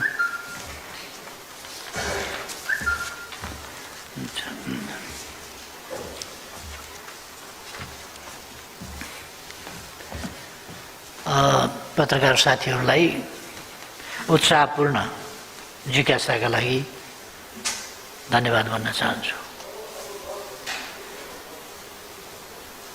मार्ग प्रशस्त भनेको बाटो नरोकेको, बाटो खोलिदिएको। राजीनामा भन्ने प्रबन्ध त्यहाँनिर छैन। मैले विश्वासको मत लिइरहने र त्यसका लागि केही दिन लाग्छ, जस्तो अघि यहाँ प्रश्न गर्नुभयो नि। अब आज कति गते भयो? 9 गते। अब 5 दिनपछि त 15 गते त हामीले बजेट पेश गर्नुपर्छ। यदि 3-4 दिन यसैमा लगाउने हो भने 14 गते यदि अर्को सरकार बन्यो भने, हिजोको परिकल्पना त त्यस्तो थियो नि त, अर्को सरकार बन्न सक्छ। जब विकल्प दिएपछि त मान्छेले पेश गर्न सक्छ। र मलाई त्यत्रो अपेक्षा पनि थिएन, किनभने जसपाले पनि कसैलाई पनि साथ नदिने भनिरहेको थियो। त्यो त पब्लिकले नै भनेको थियो। मैले लास्टली जब 5 मा गयो त्यसपछि उहाँहरूलाई भने मध्यावधिबाट जोगाउने एउटै मात्रै बाटो के हो भने सरकार गठन गरौँ र 5 नम्बर अन्तर्गत बनेको नियुक्त भएको प्रधानमन्त्रीले विश्वासको मत प्राप्त गरोस्। त्यो मात्रै निर्वाचनबाट जोगाउने बाटो छ। नत्र त निर्वाचनमा मुलुक त गयो। किनभने मैले संविधानको 76 को उपधारा 1, धारा 76 को उपधारा 1 को सरकार बनाइसकेका थिएँ, 2 को बनाइसकेका थिएँ। पहिले 2 को बनाएँ जेठ 3 गते, अर्को पार्टी पनि मिलाएपछि त्यो 76-1 को सरकार बन्यो, बहुमतको सरकार बन्यो पार्टी मिलेपछि। गएको फागुन 23 गते अर्काको नाममा उही नाम मिलाएर दर्ता गरिएको, दर्ता बदर भएपछि दर्ता पूर्वको स्थितिमा अथवा फरक फरक पार्टी भएको स्थिति र अदालतले पार्टी फुटाइदियो, अलग गरिदियो भन्ने कुरा होइन। अदालतले त अर्कोको नाममा दर्ता गरेको हुनाले दर्ता खारिज गरिदियो। दर्ता खारिज भएपछि त्यस पूर्वको स्थितिमा पुग्यो। त्यस पूर्वको स्थितिमा पुगेको हुनाले समय दिनु दर्ताका लागि, नयाँ नामका साथ दर्ताका लागि समय दिनु भनेर अदालतले भन्यो र निर्वाचन आयोगले 15 दिनभित्र नयाँ नाम लिएर दर्ता गर्न आऊ भनेर समय दियो।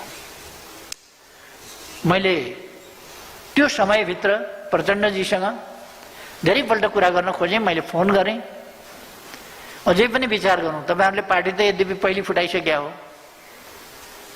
तपाईँहरूले अलग बनाउने बाटो त हिँडिसक्या हो, तैपनि अदालतले दर्ता खारिज गरेको छ र हामीलाई नयाँ नामका साथ दर्ताका लागि आऊ भनेर आह्वान गरेको छ भने यसमा नजाने हो भने पनि सल्लाह साथ नजाने हो भने एउटा निष्कर्षमा पुगौँ। अब आफ्नो आफ्नो पार्टी चलाउने, नयाँ नामका साथ दर्ता गर्न समयभित्र नजाने, त्यो हामी अब आउँदैनौँ भनेर लिखित दिन पनि सक्छौँ, चुप लागेर बसेर समय गुजार्न पनि सक्छौँ। तर समय छ भनेदेखि हामीले विचार गरौँ, कमसेकम आज विचार गरौँ, भोलिका लागि विचार गरौँ, आजका लागि पनि भोलिका लागि पनि विचार गरेर के गर्ने हो निष्कर्ष निकालौँ। प्रचण्डजीले मेरो टेलिफोन संवादलाई, आग्रहलाई मजाकको रूपमा उडाउनु भयो। केपी ओलीले मलाई फोन गरे, मैले चाहिँ यस्तो बाना बनाएर मलाई मन लागेन उनसँग कुरा गर्न, मैले गर्दिनँ भन्ने आदि इत्यादि उहाँले मजाकको विषय बनाउनु भयो। र के भन्नुभयो भने अदालतले हाम्रो पार्टी फुटायो। माधव नेपालले त अभिनयका साथ, जन्मिएको बच्चा फेरि फर्किँदैन भन्ने अभिनयका साथ नै उहाँले भन्नुभयो। अब अदालतले फर्काइदिएको थिएन, जन्मिएको बच्चालाई फेरि पेटमा फर्काइदिएको थिएन, दर्ता खारिज गरिदिएको थियो, फेरि नयाँ दर्ता गर्न पाइन्थ्यो, समय दिएको थियो। मैले एक्लै गरेर भएन, अरू कोही पनि तयार भएनन्। पेरिस डाँडामा प्रचण्डजी र माधवजी बस्दाखेरि, भेट्दाखेरि अब कसरी जाने, दर्ता के गर्ने भन्ने विषयमा छलफल गर्नु भएन। आलिङ्गन अङ्कमाल गरेर मित्रहरूका बीचको बिछोडमा उहाँहरूले आलाप विलाप गर्नु। अब नयाँ दर्ता गर्न जाने सम्बन्धमा उहाँहरूले छलफल गर्नु भएन। तपाईँहरूले कसैले सुन्नुभयो त त्यो छलफल गरे? उहाँहरूले त्यतापट्टि सोच्दै सोध्नु भएन, छलफल गर्नु भएन, किनभने उहाँहरूको तय थियो कुरा, विभाजन, विखण्डन, विग्रह तय थियो। जे उद्देश्यले उहाँहरू हिजो एकता एकीकरणका लागि सहमत हुनुभएको थियो त्यो षड्यन्त्र खुस्कियो, षड्यन्त्रको गाँठो पस्यौटो खुस्कियो। त्यो भएपछि उहाँहरू त्यस बाटोमा नहिँड्ने तय भयो, उहाँहरूले कोसिस गर्नु भएन। त्यसपछि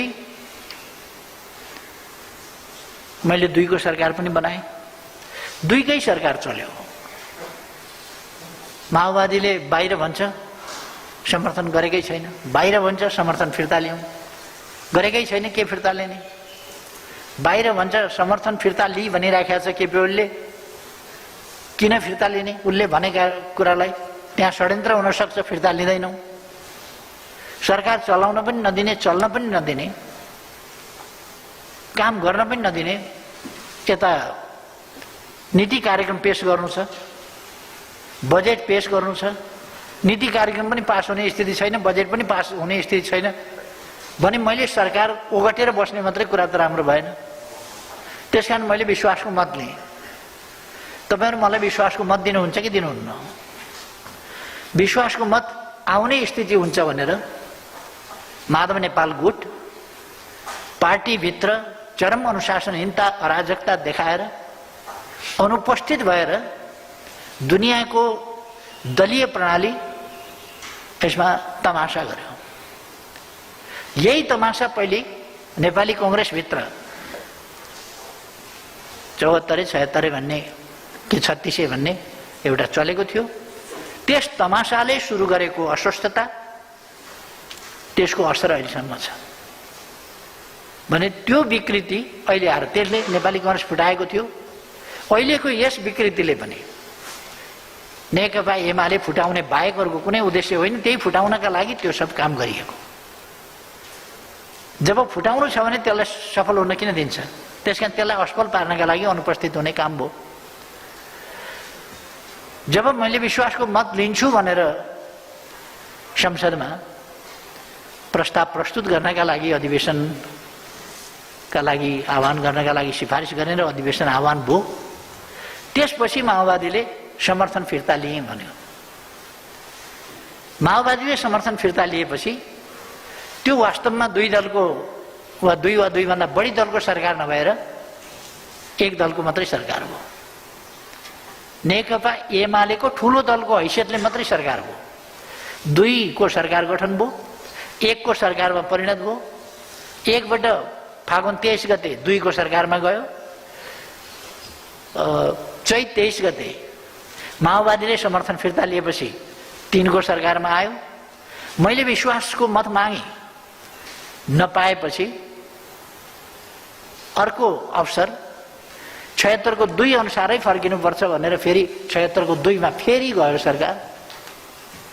2 बनाउनका लागि 76 को 2 को सरकार बनेन। 76 को 2 को सरकार बन्न नसकेपछि 76 3 को सरकार बन्यो। 3 को सरकारले सरकार यदि चलाउनु छ भने विश्वासको मत लिनै पर्छ।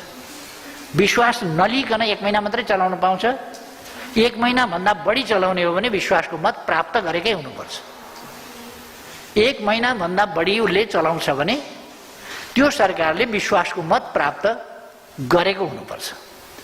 तर मैले 1 महिनासम्म निरर्थक ढङ्गले समय, देशको समय गाल्नु वाञ्छनीय देखिन र मैले भने यत्रो समय लगाउनु पनि जरुरी छैन। संसद बोलाऊ, विश्वासको मत ल्याऊ, अनि असफल हो, अनि अर्को 5 को प्रक्रिया सुरु गर्दाखेरि नीति कार्यक्रम बजेट नै नभ्याउने स्थिति बनिसक्यो। त्यसकारण मैले मार्ग प्रशस्त गरिदिने र 5 को सरकार बन्न मौका दिने। मौका कतै खोसियो र कसैको? मैले विश्वासको मत नलिएर मार्ग प्रशस्त गर्दा वैकल्पिक सरकार दिने कसैको चान्स खोसियो र, मौका खोसियो र। पहिले मैले पुष 5 गते प्रतिनिधि सभा विघटन गर्दा हामी वैकल्पिक सरकार दिन्थ्यौं, अविश्वासको प्रस्ताव राख्थ्यौं, सरकार फेर्थ्यौं, प्रधानमन्त्रीलाई हटाउँथ्यौं, नयाँ सरकार बनाउँथ्यौं भनेर अदालत जानुभयो, मुद्दा लड्नुभयो। मुद्दा लडेर प्रतिनिधि सभाको प्रस्तावना गराउनुभयो। 2.5 महिनासम्म पर्खिँदा अविश्वासको प्रस्ताव राख्छु भनेर जुन अदालत समक्ष उहाँहरूले हामीसँग बहुमत छ र जित्छौं भन्नुभएको थियो, उहाँहरूले अविश्वास राख्ने हिम्मत पनि गर्ने स्थिति भएन। त्यो सक्नु भएन। त्यस्तो अवस्थामा समर्थन पनि नदिने, मलाई समर्थन देऊ भन्दा पनि नदिने, आफू अविश्वास पनि राख्न नसक्ने, विश्वास पनि नदिने, अगाडि जान पनि नदिने, पछाडि सर्न पनि नदिने। त्यसो भएपछि मैले 5 को सरकारमा जानका लागि मार्ग प्रशस्त गरेँ, बाटो छोडिदिएको। 5 को सरकारको मौका मिल्यो। मेरो अखण्डजीले सोधे जस्तै मेरो दाबी सही छ भनेर नै मैले गरे हूँ। दलीय व्यवस्थामा 121 मेरो थियो र 32 जसपाको थियो। 153 भोट सहित म गएको थिएँ। तर राष्ट्रपति कार्यालयको हामीले हेर्यौं सूचना। राष्ट्रपति कार्यालयको सूचनाले भन्यो कि यताको संख्या जो 121 भनेको छ त्यस संख्याबाट पनि बागी विद्रोही भएका अथवा यहाँनेरि राष्ट्रपतिज्यूले हेर्ने कुरा के हो भने भोलि विश्वासको मत प्राप्त गर्ने ठोस आधार छ कि छैन त्यहाँ। 27 जनाले पहिले बाहिर बसेर अनुपस्थित भएर असहयोग गरेका छन् विश्वासको मत लिन नदिन। अर्को पार्टीभित्र पनि विश्वासको मतका बेला पहिले नै विभाजित स्थिति देखिया छ। दलीय स्थितिमा हो सरकार बनाउनका लागि काम लाग्ला, तर विश्वासको मत प्राप्त गर्न यो काम लाग्छ कि लाग्दैन भन्दा भरपर्दो आधार देखिएन भन्ने राष्ट्रपतिज्यूको आयो। सरकार गठन गर्न, विकल्प दिन अथवा मलाई प्रधानमन्त्रीमा नियुक्त गर्न काम लाग्छ। मेरो दाबी सही हो, नियुक्ति मैले पाउनु पर्थ्यो, तर राष्ट्रपतिज्यूले हेर्ने कुरा चाहिँ के हो भने नियुक्ति पाएपछि भोलि विश्वासको मत प्राप्त गर्ने ठोस आधार छ कि छैन भन्दा उहाँहरूको दाबीले अहिले मध्यावधिमा देश जानुको कारण भनेको उहाँहरूको कृत्य दाबी हो, अलोकतान्त्रिक दाबी हो, कृत्य दाबी हो, असंसदीय अमर्यादित दाबी हो, अत्यन्त असुस्त दाबी हो। दलहरूभित्र खेलेर, दलहरू फुटाएर, दलीय अनुशासन तोडाएर अनि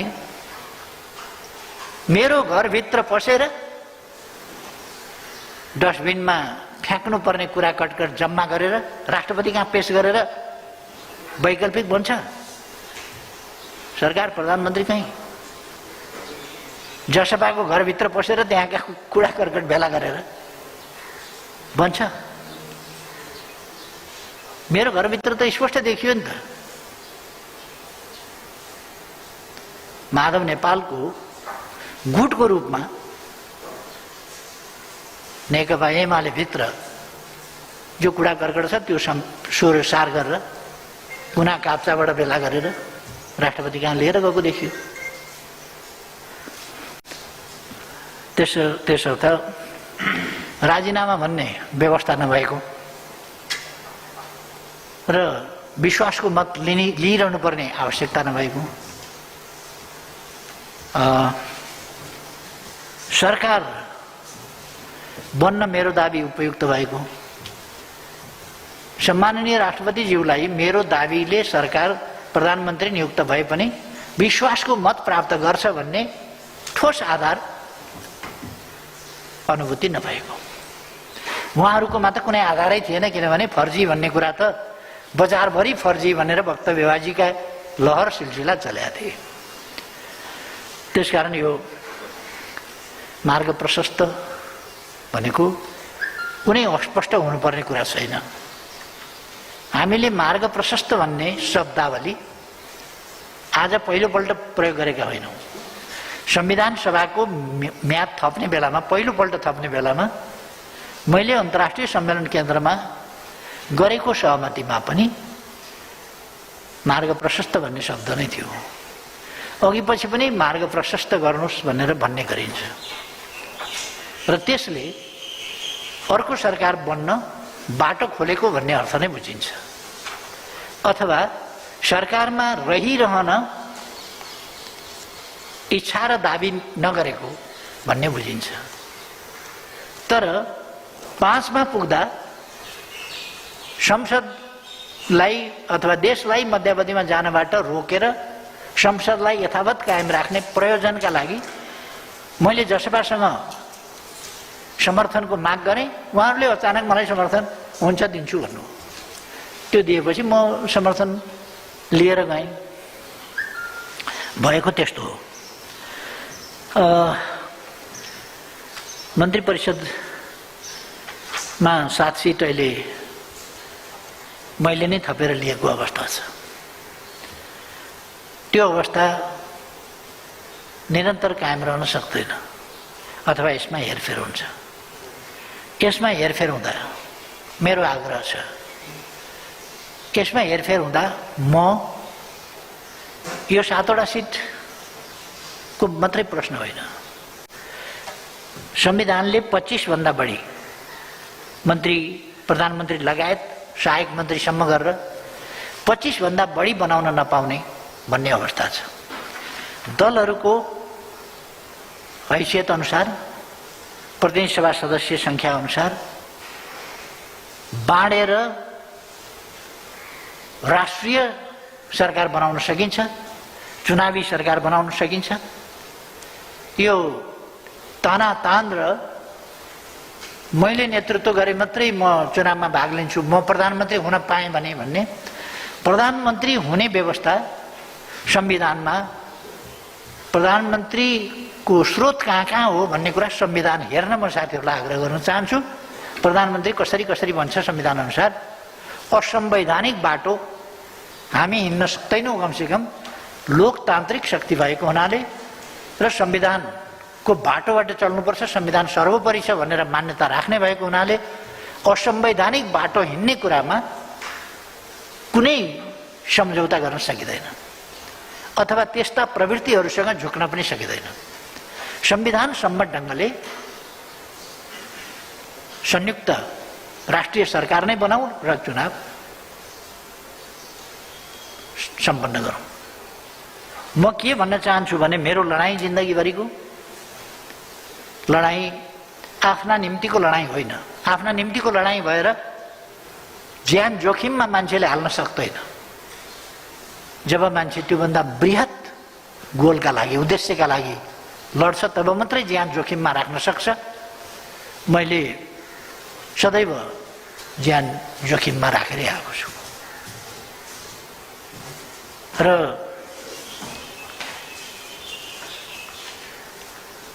मलाई लोकतन्त्रका विरुद्ध, लोकतान्त्रिक प्रणालीका विरुद्ध होइन, लोकतान्त्रिक प्रक्रिया र आचरणभन्दा बाहिर गएर होइन, एउटा चुनाव जित्ने वा हार्ने कुरा ठुलो कुरा होइन।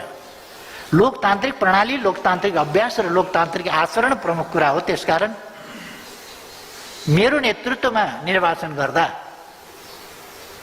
बिल्कुल शान्तिपूर्ण वातावरणमा निर्वाचन हुनेछ। स्वतन्त्र निष्पक्ष वातावरणमा, स्वतन्त्र निष्पक्ष ढङ्गले राष्ट्रिय अन्तर्राष्ट्रिय तमाम पर्यवेक्षकहरू बोलाएर सामेल गरेर गरिनेछ। आज सीसी क्यामेराको जमाना हो। क्यामेरा मात्रै होइन, सीसी क्यामेराहरू जडान गरिनेछ। आज ड्रोनको समय हो। माथिबाट ड्रोनबाट गतिविधिहरू खिचिनेछ र राष्ट्रिय अन्तर्राष्ट्रिय सबै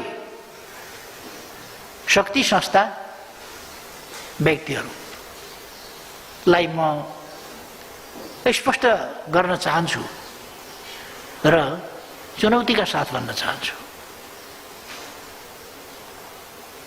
निष्पक्षताको मामलामा यो सरकारले गराएको निर्वाचन सर्वोत्कृष्ट ठहरिनेछ। एउटा चुनाव जित्नु वा नजित्नु होइन, लोकतन्त्रलाई जिताउनु मेरो कर्तव्य हो। म कति बाँच्छु बेग्लै कुरा हो। लोकतन्त्र सधैँ बाँच्नुपर्छ। म त सधैँ बाँच्दिनँ, स्पष्टै छ। लोकतन्त्र सधैँ बाँच्नुपर्छ। मैले चुनाव जितु कि नजितौँ, मेरो पार्टीले जितोस् कि नजितोस्, लोकतन्त्रले यस देशमा लडाईँ जित्नुपर्छ। लोकतन्त्रले जित्नुपर्छ, मेरो मान्यता थियो। त्यसकारण मन्त्रीहरू को भन्ने कुरामा म यति फराकिलो छु कि मलाई मन्त्री साथीहरूलाई मन्त्री बनाउने कुरा यो ठुलो कुरा होइन।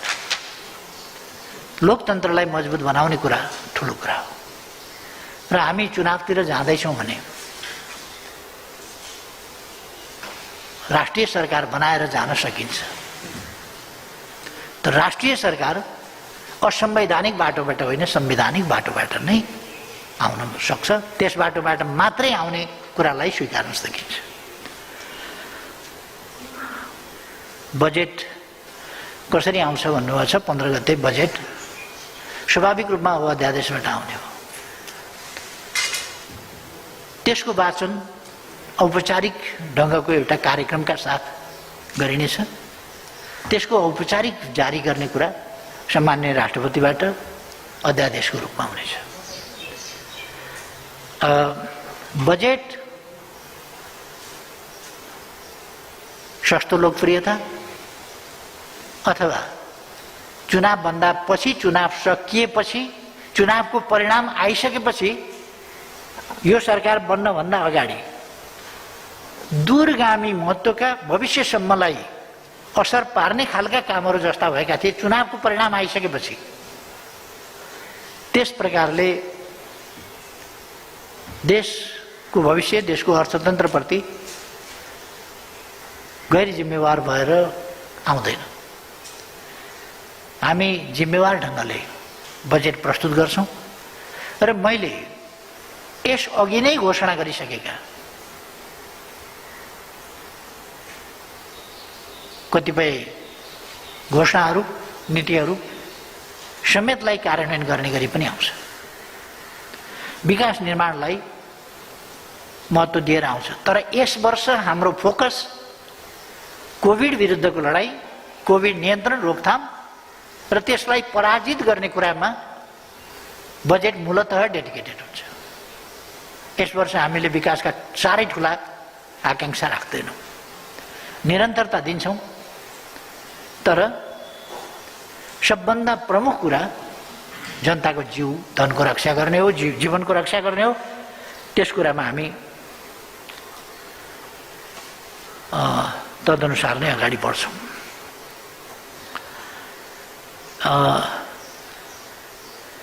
कोरोना विरुद्धको लडाईँमा मैले अघि नै पनि अलिकति व्याख्या गरेँ। हामी सफलतापूर्वक लडाईँ लडिरहेका छौँ। यो महामारी भएको हुनाले यसको पूर्व तयारी हुँदैन। कुनै पनि देशमा कहीँ पनि पूर्व तयारी त्यसै कारण देखिएन। अमेरिका होस् कि, चीन होस् कि, रूस होस् कि, फ्रान्स होस् कि, बेलायत होस् कि, इटली होस् कि, जर्मनी होस् कि, फ्रान्स होस् कि, स्पेन होस्, कहीँ पनि, ब्राजिल होस् अथवा कहीँ पनि, जापान होस् कि कोरिया, पूर्व तयारी कसैको पनि देखिएन। कसैको पनि मौजुदा तत्कालीन स्वास्थ्य सामर्थ्यले त्यसलाई धान्न सकेन, कसैको पनि। त्यसमा तत्काल केही कदमहरू चाल्दै अगाडि बढ्नु पर्यो। हामीले पनि त्यसै गरी कदम चाल्दै अगाडि बढेका छौँ र सफलताका साथ अगाडि बढेका छौँ। हाम्रो मात्रै सन्दर्भ होइन यो दोस्रो वेभ, तेस्रो वेभ भन्ने कुरा हाम्रो मात्रै सन्दर्भ होइन, यो ग्लोबल सन्दर्भ हो, यो विश्वव्यापी सन्दर्भ हो। यसलाई हामीले बुझ्नुपर्छ भन्ने मलाई लाग्छ। तर यसलाई हामीले नियन्त्रण गर्ने बाटोमा गएका छौँ। यो आत्मालोचनाकी कारबाही भनिन्छ, अति भयो, अति नै भयो। सधैँ पार्टीभित्र गुटबन्दी, गुट सञ्चालन, पार्टी होइन, पार्टीलाई गुटहरूको मोर्चाको रूपमा लानेर आफू पावर गेन गर्ने र पार्टीको सत्ता कब्जा गर्ने, पार्टी कब्जा गर्ने, त्यो खालका नियतभन्दा बाहिर कहिले पनि देखिएन। त्यसका निम्ति सबै प्रकारका अस्वस्थता गर्ने। यो कुरा कर्णालीको फ्लोर क्रसदेखि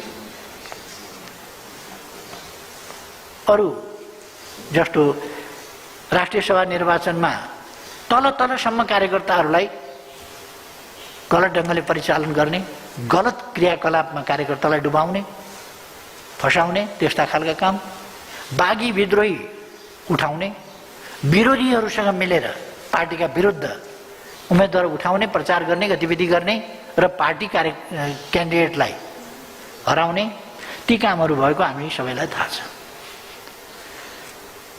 र फ्लोर क्रस गरे हामीलाई थाहा छ।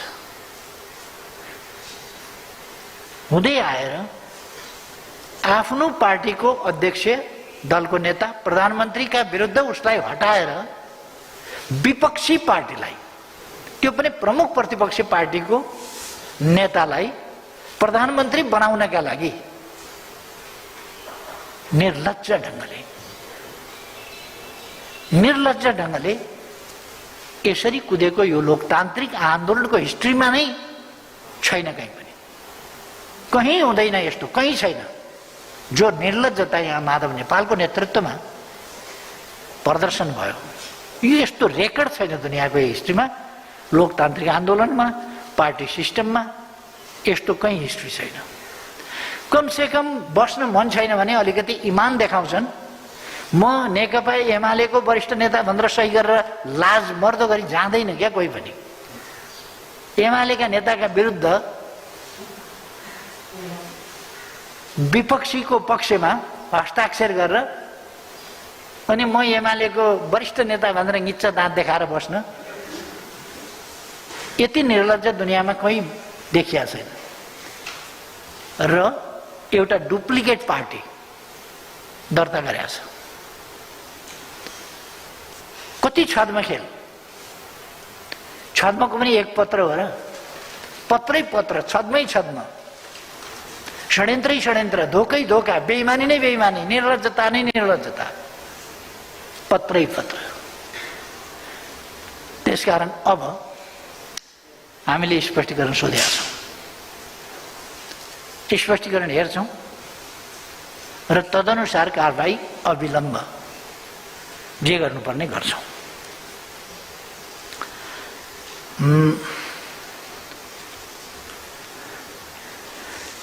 जो साथीहरू, तलका साथीहरू अलिकति भ्रममा पनि परेका छन्, बहकाममा पर्या होला। म आफू प्रधानमन्त्री हुने भए सही गरेर दिनु पर्यो, तपाईँले मलाई साथ दिनुहोस् भनेपछि सँगैका साथीहरूले नजर शर्मी भएर हार्न नसकेर पनि सही गरिदिया होला। तर त्यो कागज उनीहरूसँग पनि बेइमानी गरेर लगेर विपक्षी दलका, प्रमुख प्रतिपक्ष दलका नेतालाई बुझाइयो, अरू अनेक नन्दी वृङ्गीहरूसँगै मिसिएर। ओहो, त्यहाँको जमातको हेर्नुहोस् त, वन कुखुरा पनि त्यति छिर्के मिर्के हुँदैन, त्यति छिर्के मिर्के तत्त्वहरू त्यहाँ पुगेर त्यसरी झुक्क्याएर हस्ताक्षर बुझाइएको पनि छ। त्यसकारण अरूका कुराहरू पनि सुनेर हामी फराकिलो मनका साथ सचिएर आउन खोज्ने साथीहरूलाई, गल्ती महसुस गर्नेलाई फराकिलो मनका साथ उदारतापूर्वक बिना भेदभाव फेरि साथै लिएर अगाडि जान पनि तयार छौँ। यो उहाँहरूको हातमा छ। अब भिडबाटै खस्ने हो भने त हाम्रो के लाग्छ?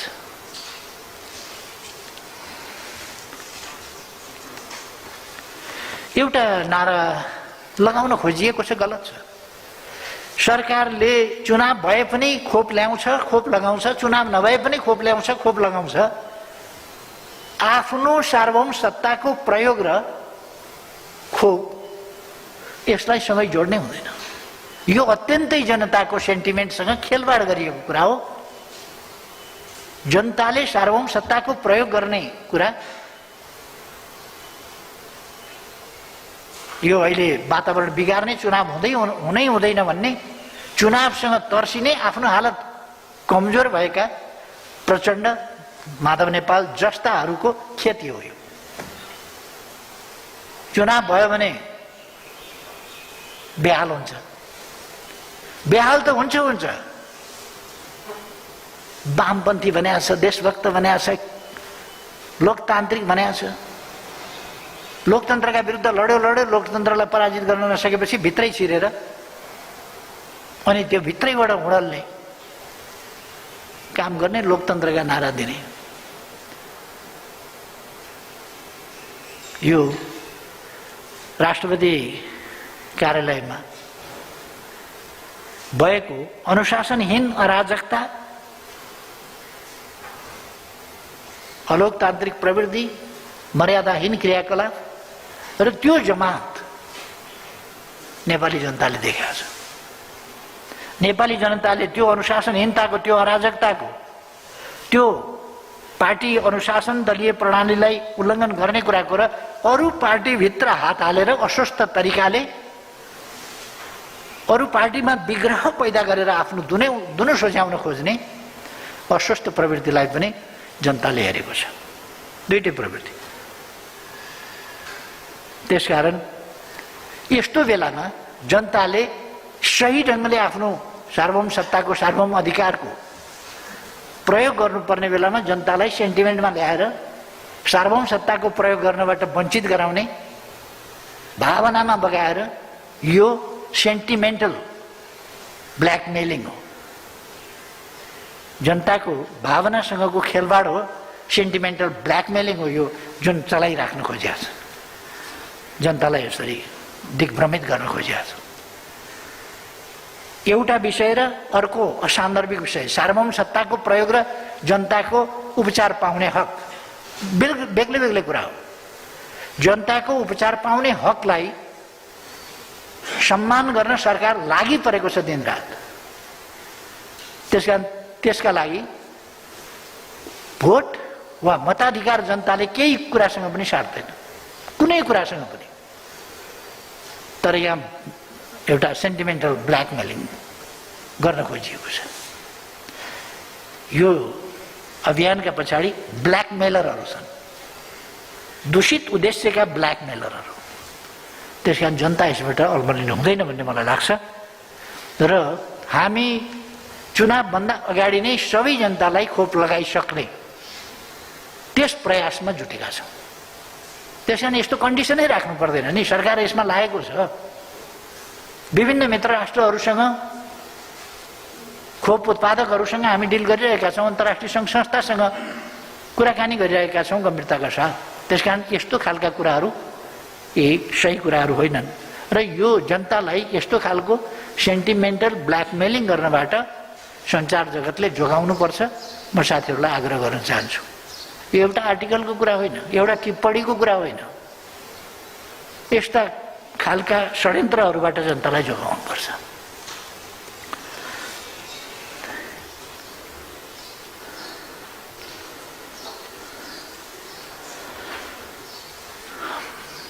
यहाँ माधव नेपालसँगको सम्बन्धको प्रश्न राख्नुभएको रहेछ।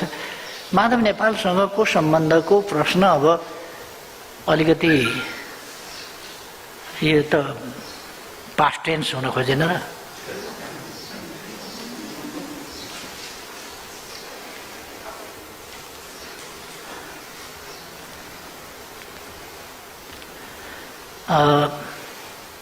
छयत्तर 5 अन्तर्गत सरकार गठन गर्न नपाएकोमा त्यो त दलीय हिसाबले त पुगेकै थियो भन्ने, गठन गर्न पुगेको थियो त्यो निश्चित हो। त्यसमा म किञ्चित यताउता छैन। तर विश्वासको मत प्राप्त गर्न ठोस आधार देखिएन भनेर राष्ट्रपतिज्यूले भन्नुभएको कुरामा म कुनै आर्गुमेन्ट गरिरहन चाहन्न, किनभने त्यो ठहर गर्ने काम राष्ट्रपतिको हो। जब राष्ट्रपतिले ठहर गरेर प्रधानमन्त्री नियुक्त गर्न त उहाँको स्वेच्छाको कुरा हो। उहाँले शेरबहादुरजीलाई पनि सक्नुहुन्थ्यो होला, मलाई पनि सक्नुहुन्थ्यो होला। तर शेरबहादुरजीलाई गर्न त मिल्दै नमिल्ने अवस्था के भयो भने उहाँको फर्जी कृत्य र अस्वस्थ खालको हस्ताक्षर देखियो। 153 को दाबी दलीय आधारमा गरिएको छ। अनुशासनहीन अराजकहरूको झुन्ड लिएर 149 को अर्को पुगेको छ। त्यो 149 को खण्डनमा हस्ताक्षरकारीहरू भनिएका मान्छेहरूको वक्तव्यको बाढी चलेको छ। यो कन्फ्युजनको स्थितिमा राष्ट्रपतिज्यूले त्यस्तो निर्णय गरेको होला। त्यसमा मैले खासै केही फरक टिप्पणी गरिरहनु पर्ने आवश्यकता हुँदैन भन्ने लाग्छ मलाई।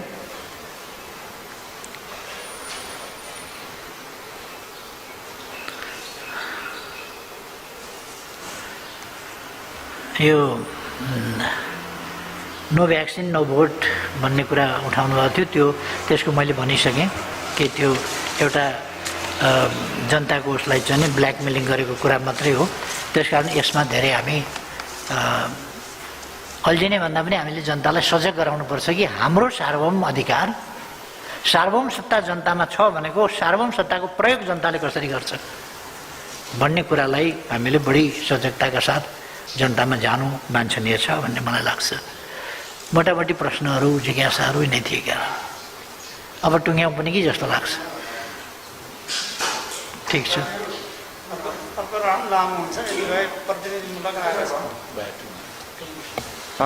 धन्यवाद सम्माननीय प्रधानमन्त्री, हाम्रो पार्टीका आदरणीय अध्यक्ष केपी शर्मा ओलीज्यू। यहाँले झन्डै 2 घण्टा हामीलाई समय दिनुभयो र साथीहरूले पत्नीहरूमा 4 जना साथीहरूले आफ्ना धारणा राख्दा पनि समग्र पातामा धेरै प्रश्नहरूको जवाफ आएका छन्।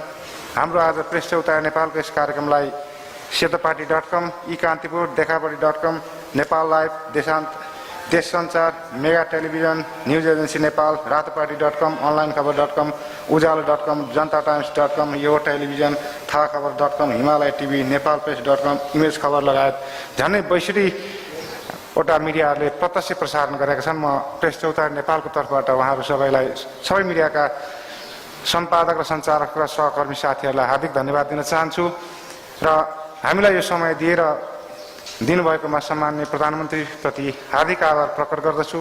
मञ्चमा रहनुभएका हाम्रो पार्टीका प्रवक्ता, परराष्ट्र मन्त्री